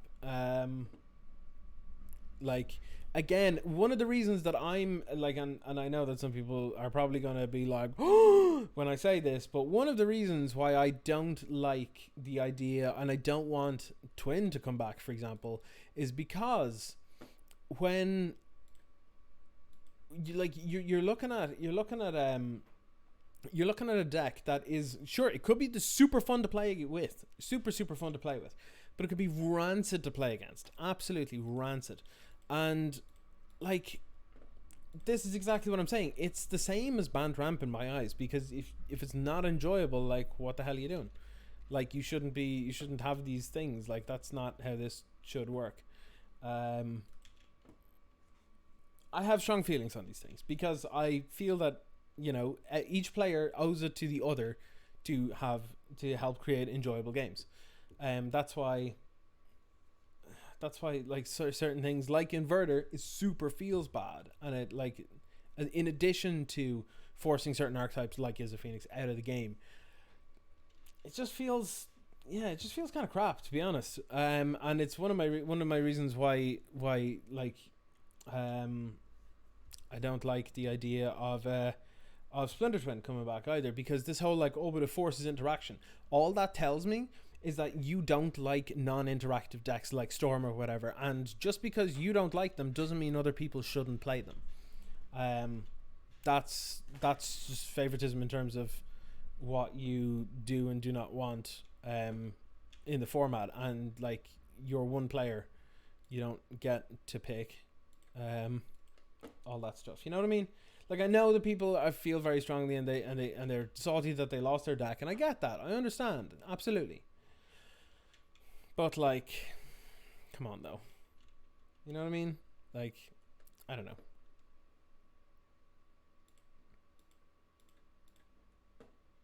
Let's get ripped down. I'm expecting like a negate or something here. Breach is good. It's so easy to interact with it. You go Damping Sphere, and if they don't have a way to interact with it, they just have a colorless land. Like, it's definitely better than I'm not gonna pay for that. I'm gonna do this, yeah. Yeah, it's definitely better than people say it is. Like, they're like, it's like when people complain about Breach, all I gotta tell them is that you're just not using the right hate. You're just not using the right hate. Like, yes, it's really, really good. It is really good. It's incredibly powerful, and if you don't respect it, it will kill you really quickly. But like, you know, the same can be said about so many things in life. You know, that doesn't mean that you just sit there and constantly walk into it like a dingus and go, oh, I shouldn't have to. Like, you don't run into traffic and then go, oh god, I got hit by a car, ban traffic. That makes no sense. I know I'm blowing this out of proportion. I'm just being ridiculous for the sake of it, to be honest. But to wind it back, like, it's a glass cannon. It's absolutely a glass cannon. You know, you like that. You play like a Leyline, you play a Rip, you play a Damping Sphere, you play a Tomic, you play anything, and like, it just doesn't do anything then. It just doesn't do anything. It then has to stop what it's doing, deal with what you forced it to be put under, and then continue. And like, there are so many like aggressive decks or controlling decks that are just really good. Yeah, or Unmoored Ego is real good against it as well. Like, there's so many things. There's so many things. I'm going to Treacherous Blessing. My life total's high, so I don't really mind too much. Yeah, like, it sucks, but sorry. Like, when it comes to Inverter and when it comes to Twin, you push decks out of the format, and that's not cool. Like, Modern is currently in a pretty good spot, despite the fact that like our own Teferian, literally everything is everywhere all the time. But like, there are interactive decks, there are non-interactive decks, there are combo decks, control decks, aggressive decks. Like, they are all there and they're all doing well. In my opinion, it's a fantastic position that they're in. So, like, that the format's in, that is.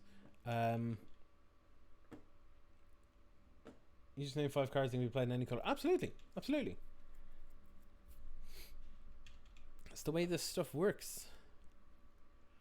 But yeah, it's just, people complain about the likes of Breach in particular because they are not a fan of powerful decks like this.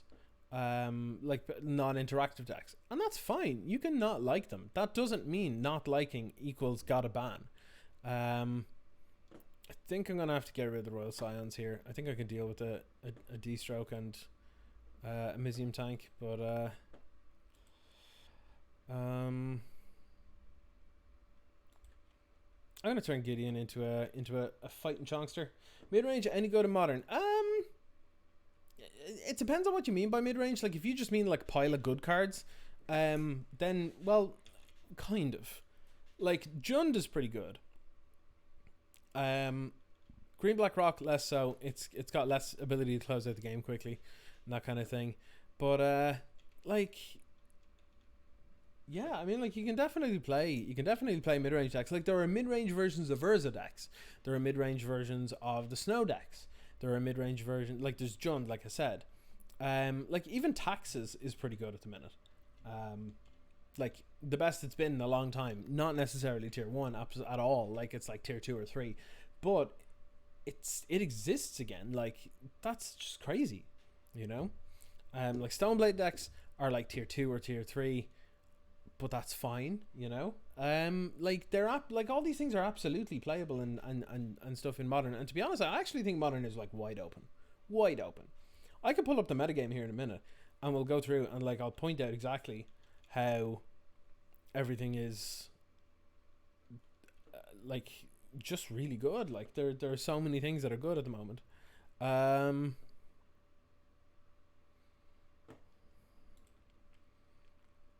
think I want to hit this. I'm going to sack a Tretch Bless. Tretch Bless! I'm going to yield to this life loss. But yeah, there's loads that's possible at the moment. So we need to be aware that the last card in hand is a D-stroke, which means we need to find a way to get that out of their hand. I mean, Doom Foretold's a real good call here. But I think the better thing to do is actually stop the Miz tank. I'm actually gonna bait them with this to get rid of the D-stroke, because this is just gonna take over the game. This is fine. This is fine.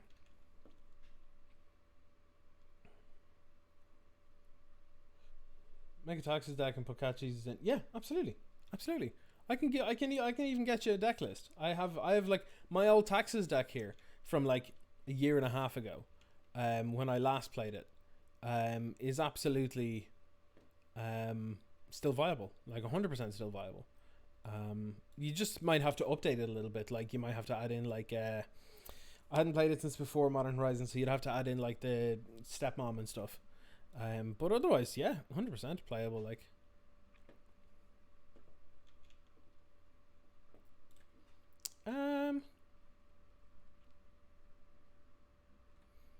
I'm gonna hit the tank. I think I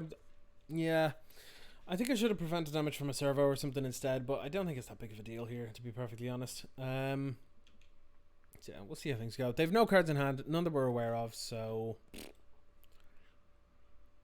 yeah, they're also going to be inclined to have to play out any lands that they have. They can't really use them as like random discard or whatever, because they probably still have some number of treasure cruisers in the deck, which now cost 8 mana to draw 3. So double Doom Foretold is pretty sick. I'm going to turn Gids into Duder, and then I'm going to go to combat. And I'm going for Saheelia. Got to block with a servo. That is fine. That basically forces I forced them to lose the servo because they obviously wanted to keep Saheeli. If I just went forward their face, they probably wouldn't have blocked. But this way we get rid of a servo as well. But now we're gonna start putting them in the rack, so to speak. So we're just gonna pass the turn here. Did we see that War Chest Method Revenue got? I did not. Did they? Was that recent? Was that recent? Because I saw like as of a week ago they were like 1,800 off. So if that's the case, that's awesome. When was this?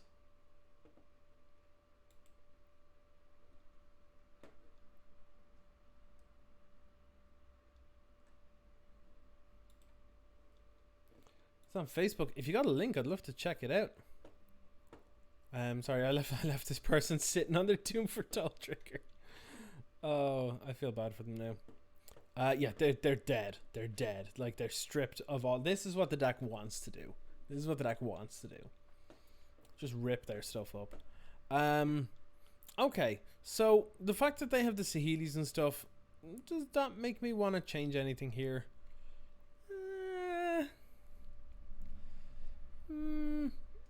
I could see me pulling out like a Thoughtseize and maybe bringing in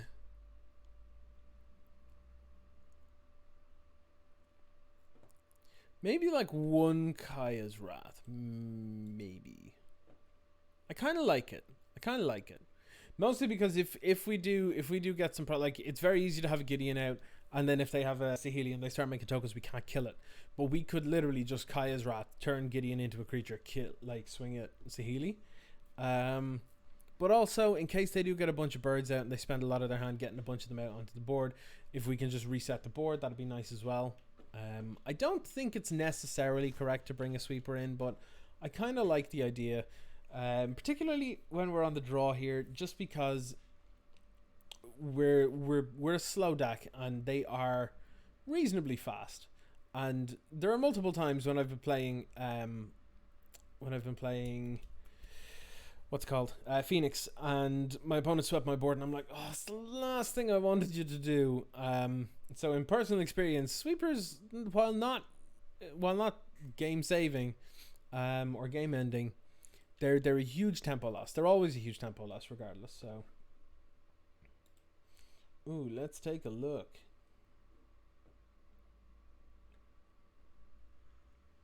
Hey, they met the revenue goal. Happy days.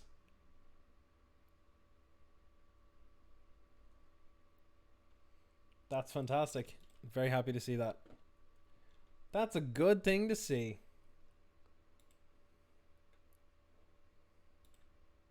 Ten out of 10. Okay. Speaking of 10 out of 10. Oh, these Archons. I love Archon of Sun's Grace. I don't know what it is. The reason I don't play this deck, by the way, on Arena is because it's so rare heavy. Like the standard version of this, the 4 Doom Foretold, the 4 Treacherous Blessing, there's a bunch of ECDs, there's a bunch of Archons, there's a bunch of all sorts of stuff. I don't have any Doom Foretold, despite the fact that I played so much around Throne of Eldraine. Or Treacherous Blessings, despite the fact that I played so much around Theros. I just don't know what the story is. Don't know what's going on. I think I'm going to duress here because I have no reason not to, I guess. They can potentially turn 3 Phoenixes and stuff, so I like to avoid it where I can. It's weird that they left a 2 mana open here, though. Okay. Okay, yeah. This is going away. They should have countered that. They should definitely have countered that. But, hey. I'll take it. Like, if they're going to draw 2, discard 2 here, they're going to end up with 4 cards in hand. Which is fine, but, like... What? Like, personally there, I would have used the Opt. I would have used the Opt.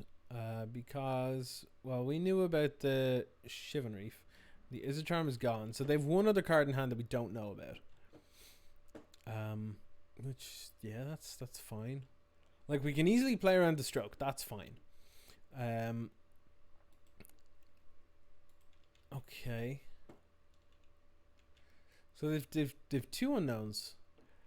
But what are they? I think it's worth running the Gideon out to try it. See if they have any more counters. I don't think it's very likely, but they could have a negate. Or... What I found, personally, when playing Phoenix, particularly in Pioneer, is that it does need to go slightly slower and be slightly more controlling, but not reactive. It still needs to be proactive.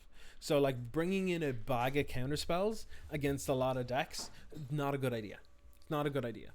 If there are particular cards that you know your opponent is going to have that's going to shut down your game plan, bring in some suitable counterspells for those. For example, I wouldn't be bringing necessarily in Disdainful Strokes here. I'd be bringing in some negates and be fine with that. Yeah, that's pretty good. That's pretty good. Second Izzet Charm is pretty decent. Funny you should talk about Jumpstart. I have an article coming out in 2 days on Jumpstart and its impact on Historic. So I won't spoil too much on that. That'll be on Hipsters now. Should be out on Wednesday. But I'm interested to see what happens, I guess. I mean, I guess I just start playing out some permanents.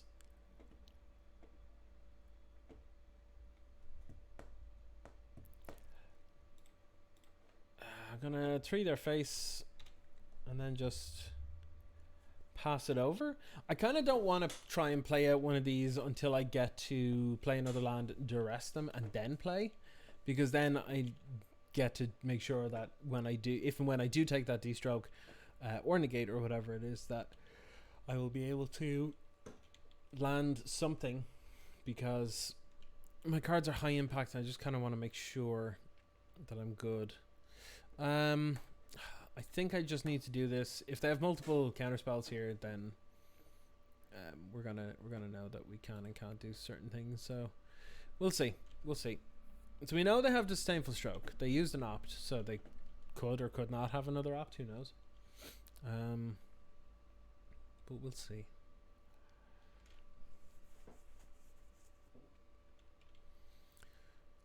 Come on, opponent. What you got? I just updated my my mono black control deck last night as well. For Pauper. God, I love that deck so much. Absolutely adore it. Okay, cool. So now we know that we. That's interesting. Yeah, let's get rid of Stroke. So they have a Lightning Axe. So it might be better to play Doom Foretold first.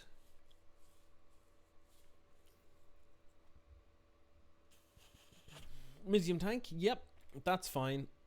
So they have Maximize Altitude and Lightning Axe, both of which cannot target the Museum Tank because, well, it can't be targeted when it's not a creature. So, and they both target, so they can't target this until it is a creature, and they can't cast the spell until they have a target. So, bit unfortunate for the opponent there, but we'll have to make do with little old Doom Foretold. Honestly, at this point, this is probably a scoop. Like, I don't know what they can draw that can help generate them back into this game. Like, they could draw like a Treasure Cruise into like a really busted turn, but like, gotta be pretty lucky. Enchantress Prison. For Pioneer, built around Rune Halo and 9 Lives Solemnity.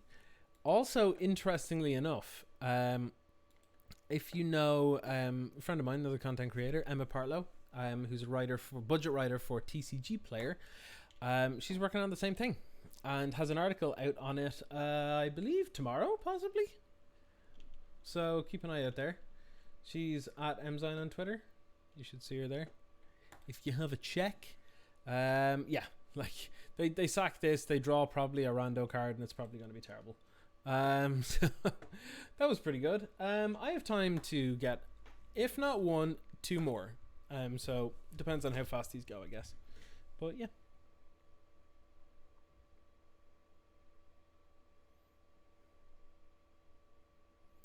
We'll see. So yeah, it might give you some ideas. Might be something to check out. We're against Savage Messiah. What an edgelord name.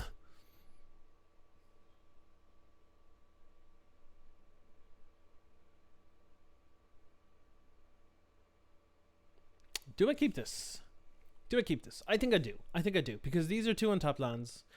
This is going to be the third if I don't draw it. I can sacrifice creatures and I can get some value later. Yeah, this is pretty good.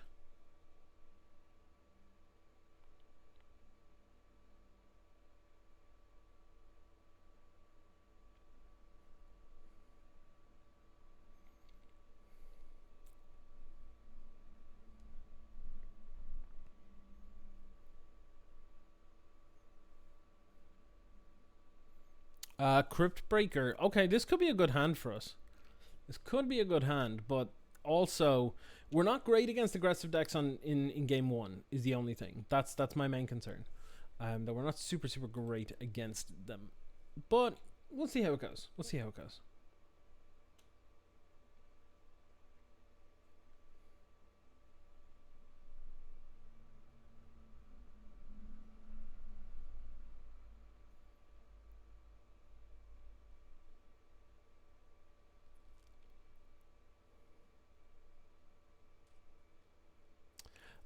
Okay, this is good because they're gonna have to pick which one that they care more about. Relentless Dead or Crypt Breaker, and to be honest, I think they care more about maybe Crypt Breaker, but honestly it's a toss up at this point.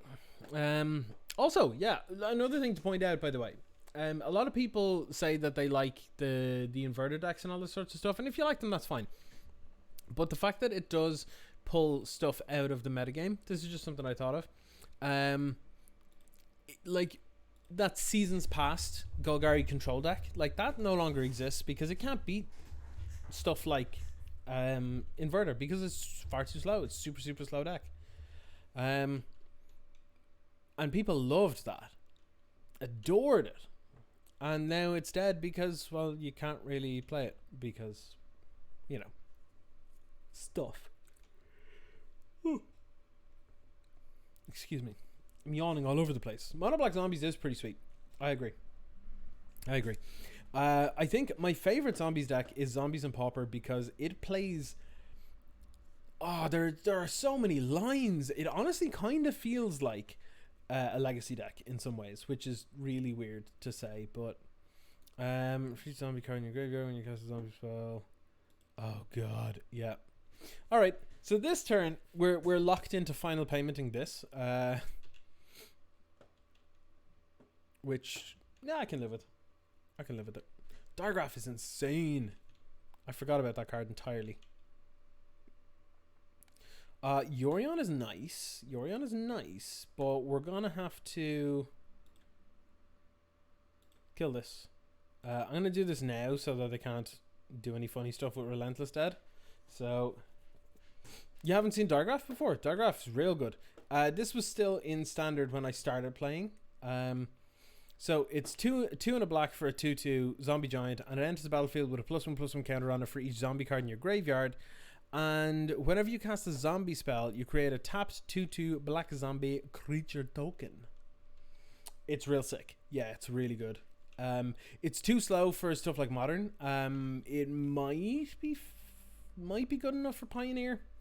Honestly, I'm not yet convinced, but it's really good. It's really good, particularly late game, because if you're late game and you have 1 or 2 cards in hand and you just drop a Colossus and then you start casting like 1 or 2 little zombies, you start making zombie tokens. It's yeah, it gets out of control. But yeah, it's sweet.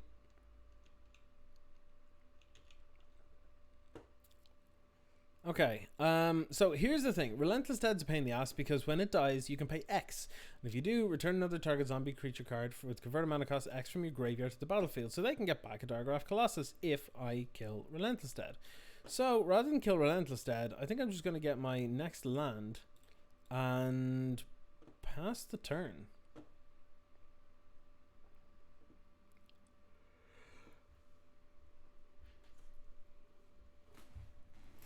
Also, when it dies, they can pay black and return this to their hand. So they can return Relentless Dead and get back Diregraph Colossus. Relentless Dead is a busted card. It's super hard to deal with. So, yeah, we're bringing in Graveyard Hate. That much I know.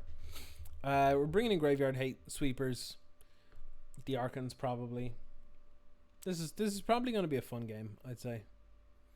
I'm going to try and keep up this time. With the clock instead of talking too much. I'm already 8 seconds behind, but I think I can survive that. Yep. Do your damage. Another Diregraph. Oof. Okay. You know what? Doom Foretold might actually not be good in this deck now against this one. Okay, so we play this. Kinda wanna play Demonic Pact. Yeah, I'm gonna play Demonic Pact. I guess leaving up Isolated Chapel makes the most sense, but you can smell the rip. Smell a rip off you. We got a reader. They're reading it. They're definitely reading it. It's taking way too long to resolve.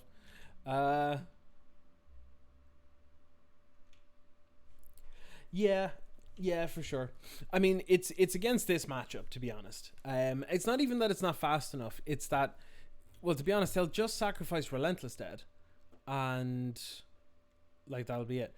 Okay, Death Baron. Ooh, okay, we're getting into trouble territory here. So, yeah, they're gonna start making their things bigger. Everything is Death Touch now. Ooh.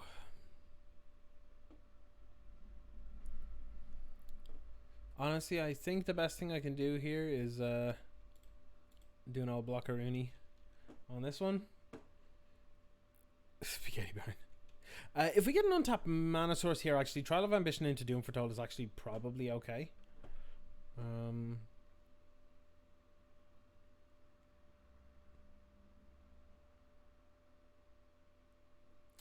Dread Wanderer, sure. I can just get that back tapped. There's so much recursion in the zombies deck. It's crazy. Like, look at this board. Where are my sweepers? I need to deal 4 damage to the Death Baron. 4 damage to Death Baron. Boop. Gain 2 life. Happy days. This goes away though, unfortunately. Okay, so I think it's actually not a terrible idea to Trial of Ambition into Doom Foretold. That seems pretty reasonable.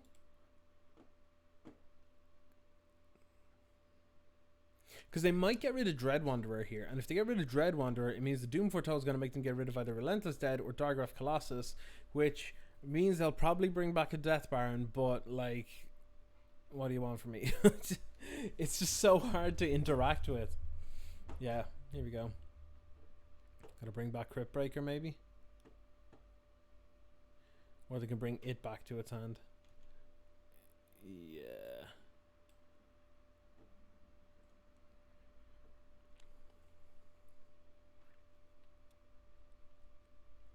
Yep, they're bringing back Crypt Breaker. That's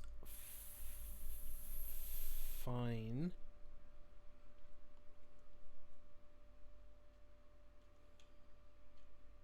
But they don't get to bring Relentless Dead back, which is good for us. Let's get this party started. Doom Foretold.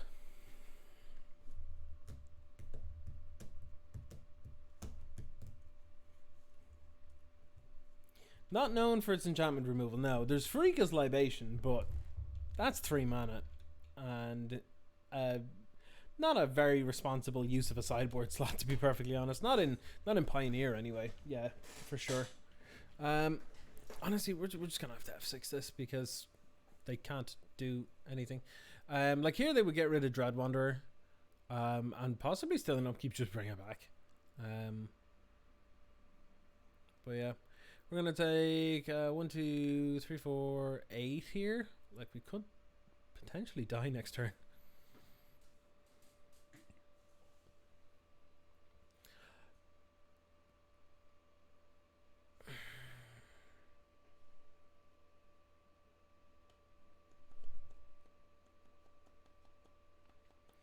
I think what I want to do is I want to draw off Demonic Pact, sack it to Doom Foretold, play Yorion, blink Trial of Ambition. Might be worth it.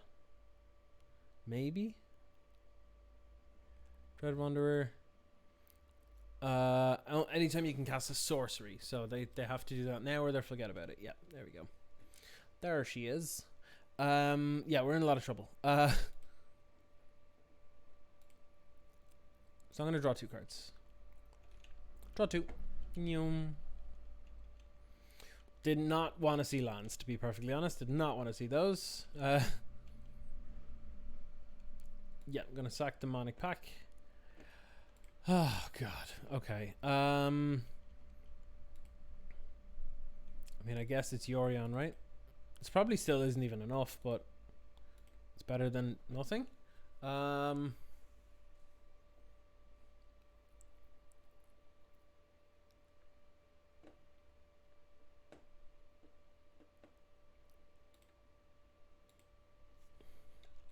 Okay. Do the blinky blink. Blink. I don't need to blink this, so that's fine. Just go with that. And then go ahead and step. They sack probably a zombie token or the Dread Wanderer again. But then they have to Doom Foretold. They're probably better off sacking a zombie token here because if they sack Dread Wanderer, it means they can't sack it to Doom Foretold because Doom Foretold is non-token. So I'm gonna move the stack out of the way.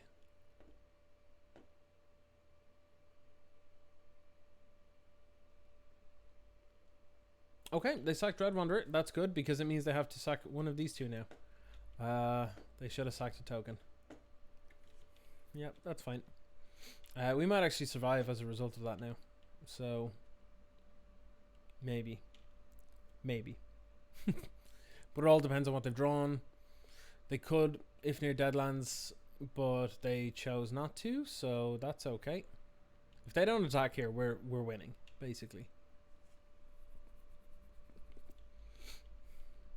Okay, sick. Yep.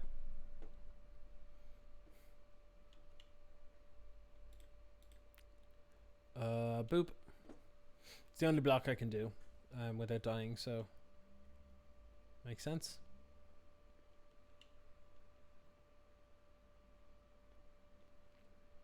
I wonder how they're going to implement Jumpstart though into Arena. That's one thing I'm unsure about. Like, is there going to be a Jumpstart queue where you can just keep cracking Jumpstart packs, or you know, you can, whatever Jumpstart packs that you've cracked, can you keep them together and like use them later to play other games, or what way does it work? Really want to know. Really want to know what way they're going to be doing it. Okay, so we're gonna sack Trial of Ambition, I guess. Yeah, I could really do with not drawing lands. This is loose, but I'm gonna do it because screw it, why not? We actually get to draw stuff here now, so it's actually pretty good.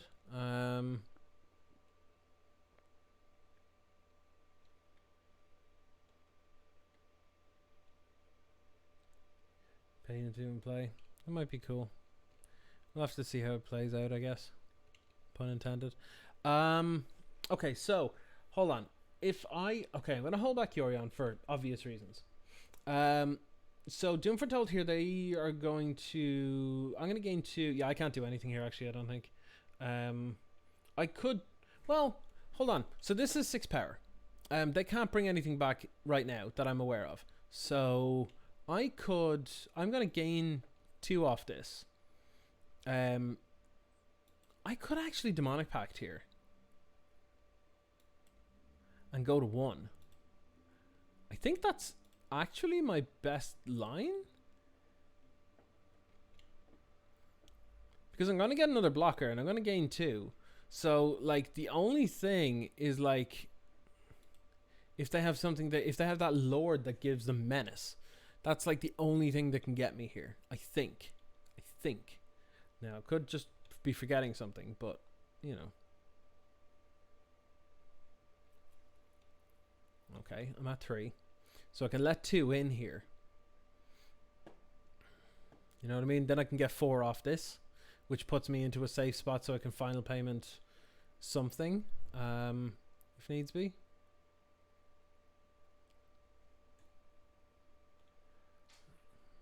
Okay. That's a thing. Oh, I hear a Leanne behind me. She's just come in. I do hope to keep the price low, yeah, for Jumpstart. Because if so, it would be something I'd like to play regularly, I think, which would be cool. Leanne's home. What do I smell? I'm cooking stock. Just wondering about the smells. Good. It does smell real good in here, not gonna lie. Smells fan-freaking-tastic. Surprised they haven't used the If Near Deadlands. They could have used that like 1 or 2 turns ago and use it to kill the Yorion after attacking with the Dargraph. Oh, they lost connection to the game. Was that a surprise or what? Oh, boo-hoo. Okay, well, we can fit one more game in.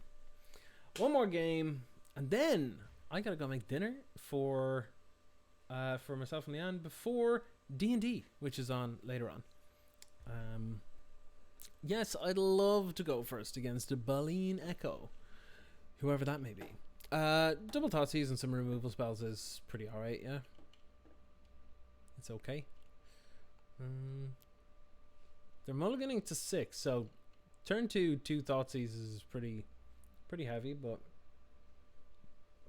pretty heavy for our opponent, not for us. It's pretty good for us.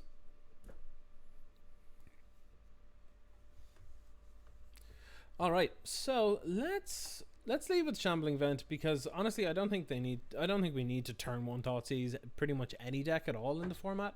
I don't think Pioneer is one of those decks.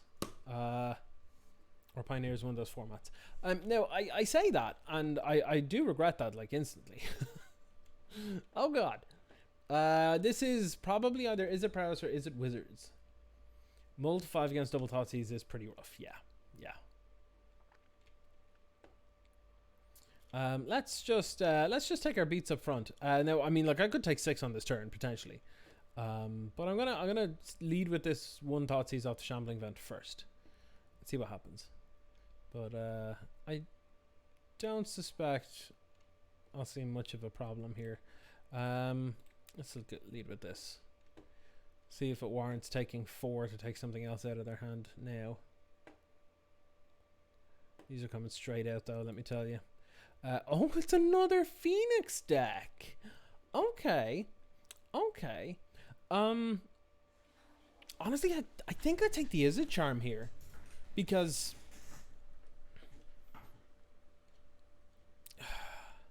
I could take the Izzet Charm and the Sprite Dragon, and then I'll have to contend with Taylor over here. But like,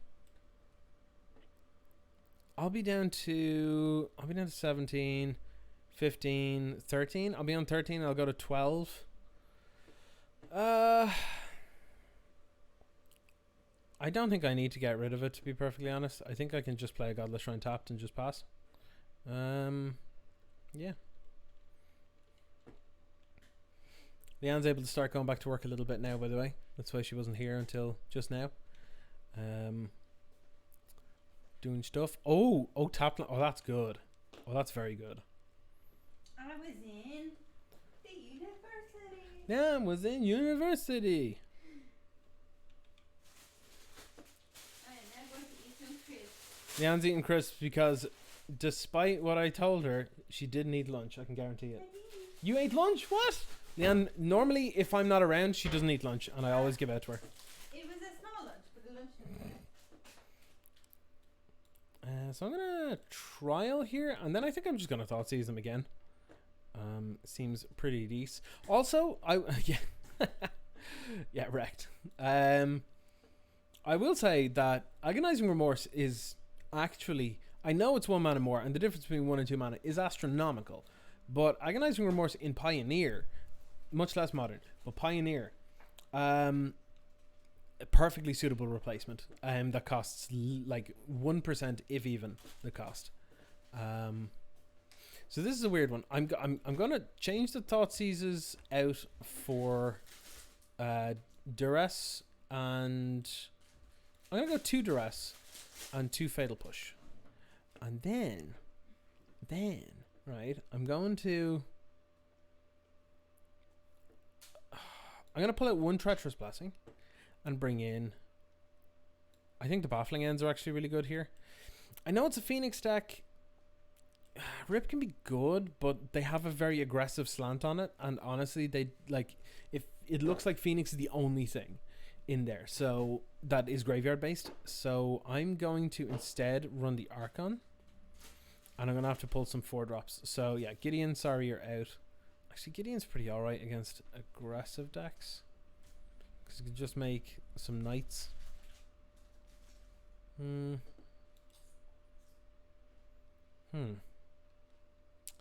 It did not last long at all. No. Yeah, I think you're right. It does look more like a Phoenix backup plan for sure. I'll pull out a Doom Foretold. I think another Treacherous Blessing, to be honest, and I think just try it like that. Yeah, it's fine, I guess, right? Sure, it'd be fine.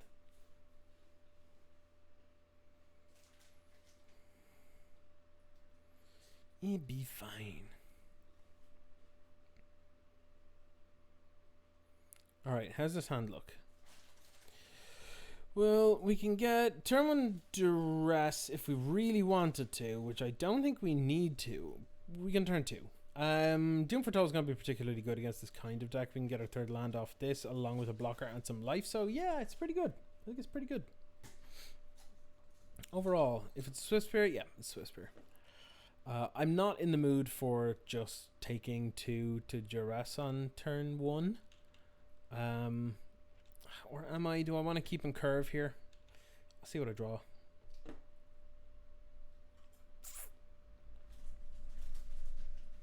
I'm going to play Shambling Vent to pass. I think having Shambling Vent down and get the top land out of the way sooner is probably better. They're definitely red based, that's for sure. You would never have Swift Spear in your deck if you were blue based. Okay, this is pressure. We're gonna start getting pressured quite heavily.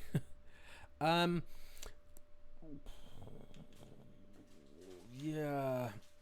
The problem here, they have 4 cards in hand. We have a choice between Birth of Meletus to be mana efficient and get our wall and life gain on sooner, or Duress. I think we still just go with...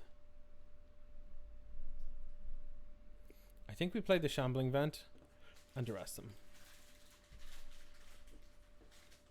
Because they don't have much good. We're kind of alright. I realize that I'm the bad guy here. Using discard against the Phoenix deck, but you know what? Sometimes you gotta.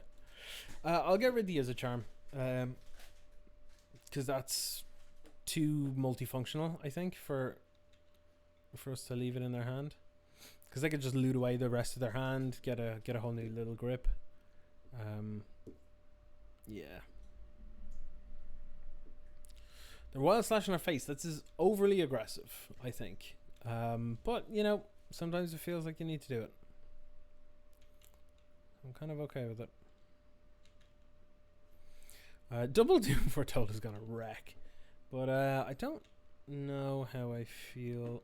Will this be... Now that's a question right there. I think I shock the Godless Shrine and I out of Kaya the Sprite Dragon.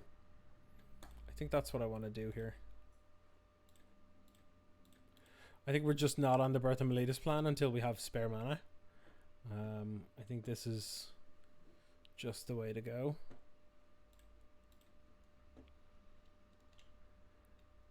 Yeah, because they can cast one spell and make it a 3/3, but then it takes 3 and we gain 3, and yeah, doesn't do much. So we're up 1 and they're down a creature. And they have 2 cards in hand, and we have a full grip. And next turn we can start dropping like demonic pacts and stuff. I think we're in a reasonable spot.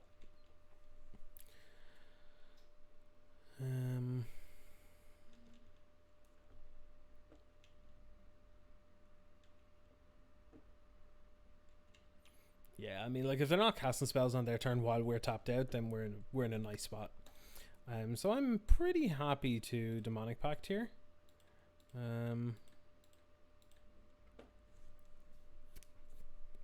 I know it's basically spending a turn doing nothing and just hoping that they don't have the absolute nuts and kill us on the spot, but you know, if they do, oh well.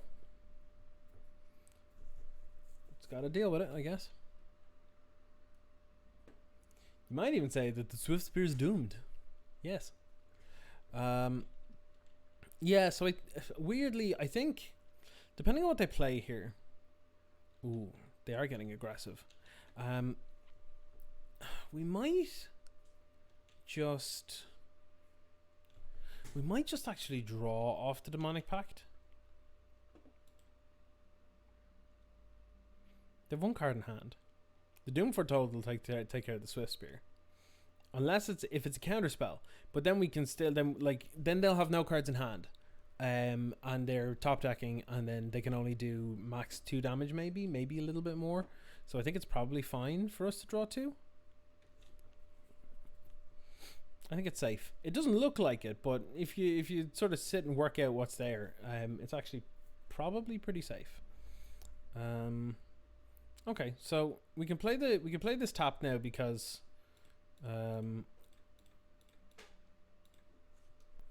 we're using 4 mana this turn, so that's okay. If they have a counter spell, they will definitely want to take care of this, but If what they have in hand is a counterspell, we are in a great spot.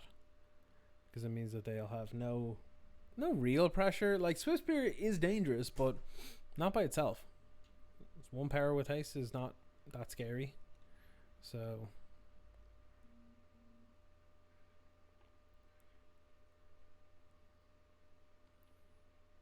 once we get to do some paper events again, I would consider looking at this deck as something cool to do. Dig Through Time.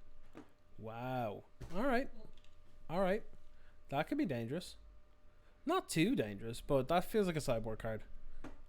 You normally go for quantity over quality when it comes to a Phoenix plan or an aggressive game plan. So this just looks like additional copies to help mitigate any discard. So I'd say rather than bring in, or rather than take out any treasure cruisers, they could possibly have gone up to a 5th copy with Dig Through Time, maybe even a 6th.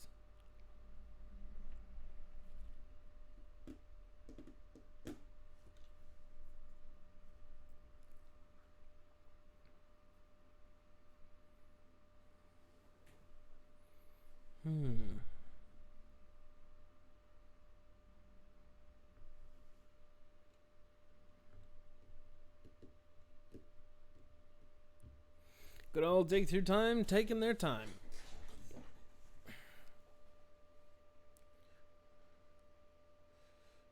Alright, put a bunch of cards on the bottom. They've 2 in hand. And yep, let's ship over to them. Have them sack most likely the Swift Spear, unless they have a little flash threat.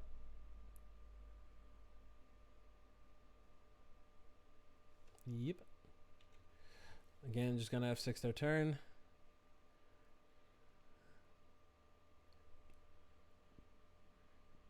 Oh, they have a Sprite Dragon. And a Strap Plan. We could get shocked in the face here, and that'll be 5. But then we can just kill it with the Demonic Pact. So, yeah. Seems okay. They didn't play a mountain, or they didn't play a land, so they could potentially, with the card in hand and whatever they get, they could have gone land after pitching a Phoenix. Yeah, we could have potentially died, but it would have been like a 1%er kind of job. So let's have our opponent discard 2 cards.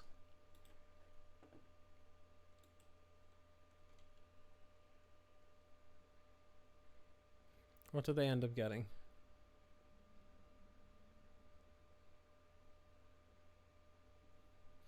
It does make me feel good, to be honest, to see these like Phoenix decks floating around and everything, to see that it's not dead. It does make me feel pretty good, not gonna lie. Oh, there was a Fiery Temper. Oh, that's dangerous. Oh, very risky. Very risky. But that's okay. That's okay. We can help deal with that. I'm gonna get rid of the Otakaya because I'm going to play another one.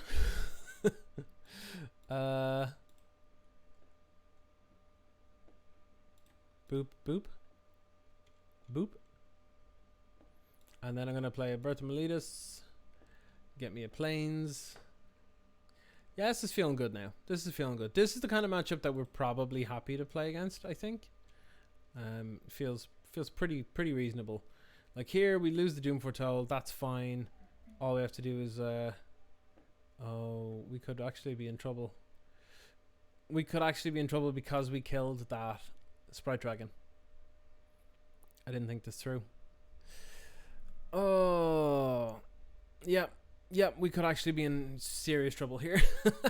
I think I might have ended up killing myself to my own Demonic Pact because 2 options have been chosen here. The other thing has to go on the stack.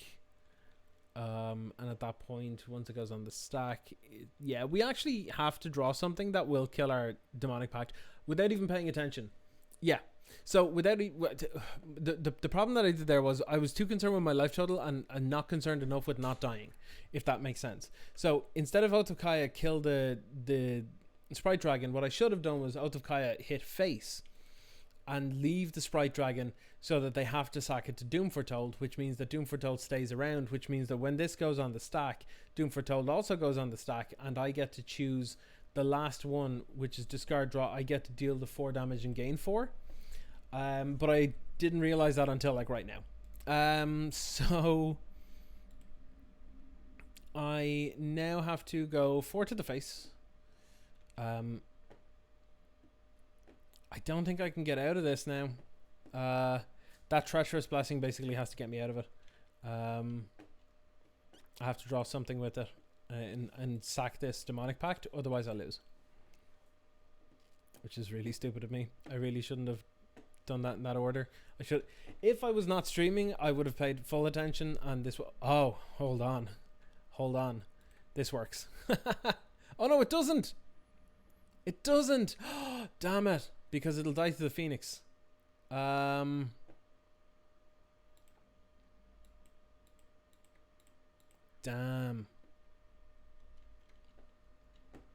so close. Yeah. I needed to have this and this at the same time. I needed to, yeah. Yep.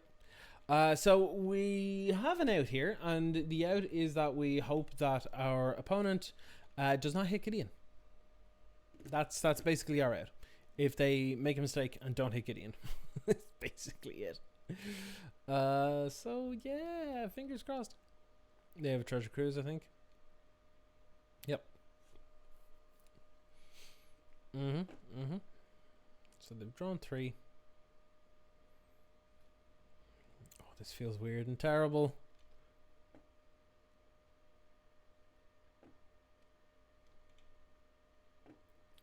Yeah, they're going for Gideon. Yeah, they know what they're doing. They know what they're doing. Yeah, we actually died to our own pact. I mean, like, I expected it to happen more than one time, to be fair. But, yeah, not cool. Not cool, unfortunately. Yeah, no, I'd actually sequenced it wrong. I should have... In my haste, I should not have killed the creature. I should have gone face. And then this wouldn't happen. Yep. Oh well. Oh well. Let's go sideboard. Yeah, rip. Rip in peps. Yeah, so now that I've seen that they have the rips, I actually think I'm fine with like pulling out some like Flicker of Fates maybe. Actually, Flickers are okay because they'll reset the Sprite Dragons. So maybe we just have to go down a Demonic Pact as well. And maybe go down like... something? Go down... Yeah, I'll go down a Duress. It seems like it's... Yeah. This is probably fine. Yeah. I mean, we could probably bring in a Wrath, but... I think we're kind of okay where we are. I think a Wrath might be a little excessive. Like, might not be necessary, to be honest. Yeah, that was a big old punt on my part. Big mistake. This is pretty good because we can turn off their graveyard entirely, which is nice. I don't think they'll like once this is down. I don't think they have any ways of dealing with it. They might have 1 or 2 Brazen Borrower in the sideboard, which would be very nice for them. Not for us, but yeah. Well, I'm all to 6, which is good.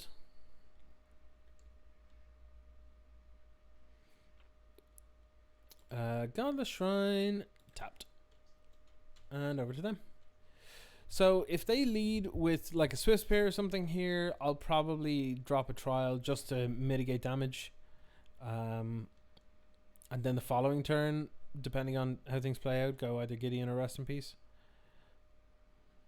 Taps, that's cool. And I'll start with Rest in Peace.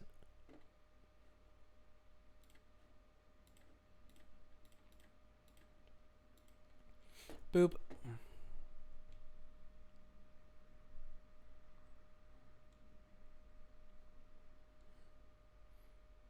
Come on, opponent. What you gonna do about it?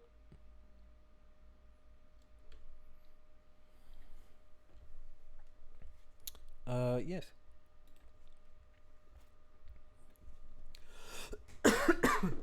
Excuse me.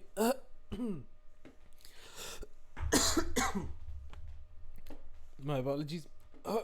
Just a moment.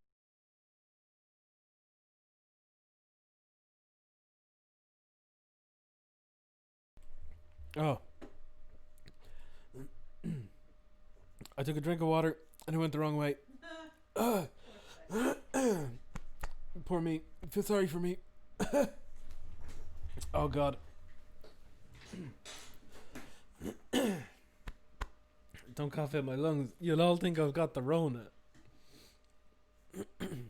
Oh God. Oh, you want to play Sprite Dragon? 10 out of 10. Let's do it. Oh jeez. Honestly, I don't think I actually want to drop these trials. I think I want to drop Gideon and like prevent damage from this. Sorry. I'm sure that's probably very loud in the mic. I keep trying to mute it when I feel a cough coming on, but then don't get there in time. The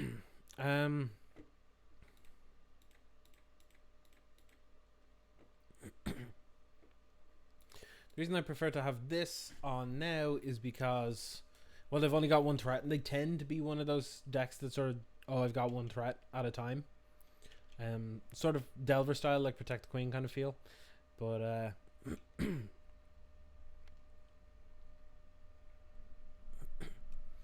hey, can I activate Gideon, attack, and then flicker Gideon, then activate him again? I think I can. That's kind of cool. Well, that's assuming they don't kill it. Well, yeah, alright, yeah, sure. That's okay. If they want to cast loads of spells now and waste their hand, that's pretty good for me. Sorry, everybody. Old Shambly Wambly. Oh well. Nope, undo that. That needs to be black mana. There we go. And I'll pass. So our opponent is going into their 5th turn with 4 cards in hand, no threats on the field. Feels pretty good. Feels pretty good. And if they drop a threat here, they're probably going to be a haste threat, so they might want to cast 1 or 2 spells at the same time because they're probably either Sprite Dragon or Swift Spear. So Doom Foretold feels real good, and it's probably going to go unprotected. Oh, they're just hardcasting a Phoenix? Sounds amazing.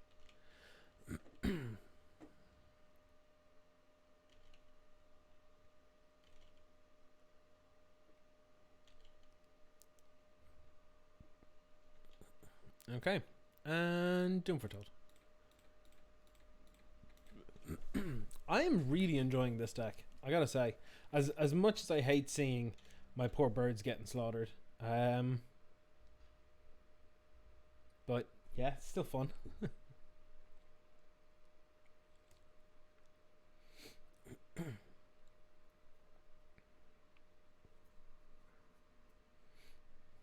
Oh, yep, they've just conceded. They realize what's happening here, and they're getting thrown in the old lock here. So yeah, what'll happen here is they'll sacrifice this. This will get exiled because of Rest in Peace. They'll draw a card. They'll have 3 cards in hand. They won't be able to play anything because if we do, then it'll get sacrificed to Doom Foretold. If they don't, it basically means they're getting time walked, which means that I've got another turn to do whatever the hell I want. Now, granted, I wasn't doing a whole lot. If I drew a card here, I would have just been playing a land. I probably would have sacked Rest in Peace there, but because I had a second one in hand. So yeah, interesting stuff. So yeah, this deck is pretty good.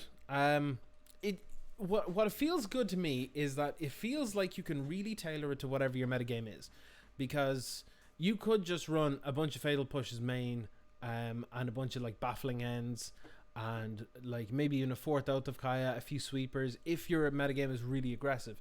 If it's full of control decks and stuff, you can just main deck some Duresses or some Agonizing Remorses or something. Maybe go to like the 4th Pact, that kind of thing. And if it's full of Inverter and stuff, you can just have more Gideons and that kind of thing. So yeah, it feels really good, to be honest. It feels really good. It's pretty enjoyable. I would recommend it. I would recommend it. You hear me here. All right, so yeah, what would I change about it? Honestly, not a whole lot, really. I would consider maybe taking out the Gideon Allies Zendikar, mostly because, well, we never actually cast him, like, at all, in any of the games. Yorion was great. I would consider actually going to the 80 card version of this. That's what I think I would do. I would go to the 80 card version. It lets your mana base be a little more interesting. You might even be able to fit in like a Mute Vault or something. If you're lucky, because you've got the Urborg and stuff, so you can kind of work it out. You can even fit in some Field of Runes if you feel like mono white with the Nykthos and stuff was going to be any kind of problem. If anyone has particularly greedy mana bases like Niv decks and stuff, that can be good as well. I think there's a lot you can do with this. I think it's very, very customizable. Would I recommend it? Yes, definitely, because it feels like it's just full of good cards. Like Doom Foretold is just a good card. Thoughtseize is a good card. Birth is a good card. Gideon's a good card. Yorion's a good card. Like, these are all just good cards. Now, a few of them look weird, like Final Payment or Trial of Ambition, but they're role players in the deck. They do the things that we need them to do. Similar to other cards, like instead of Trial of Ambition, we could have Cast Down or Fatal Push or coming up soon, Eliminate. But because it's a permanent, it means that it works really well with the likes like a Doom Foretold and stuff. So honestly, it feels legit. It feels genuinely legit. Also, Orzhov decks are cool. Orzhov decks are real cool. They always are. Always have been. And I think Archon is actually an underrated kill condition. In general, I think. Possibly. But yeah, that's it for the deck today. And that's going to be it for myself as well. So, if you enjoyed this, if you're watching on YouTube, thanks for watching. Click like, click subscribe, share it around, do whatever you can, leave a comment. Anything to help is fantastic. If you're watching this live, like yourself, Ozzy, thank you very much for watching. If you have not yet followed, you can click follow down below, or you can jump over to @me on Twitter. There's a pinned tweet there with all my details on how to join Patreon, how to donate if you want to. There's all sorts of stuff there, so you can do that too. But that is going to be it for me today. I will be back on Wednesday with the early access event. Looking forward to that one. And yeah, it's going to be good. If anyone has any decks, by the way, that they have in mind that they want me to try out, for the early access event, let me know on Twitter, because like I said, Wizards is giving me a fully stocked account to play around with for the day. And that's going to be it for myself. Thanks again for coming along. Thanks for watching. And until next time, take it easy and keep on jacking.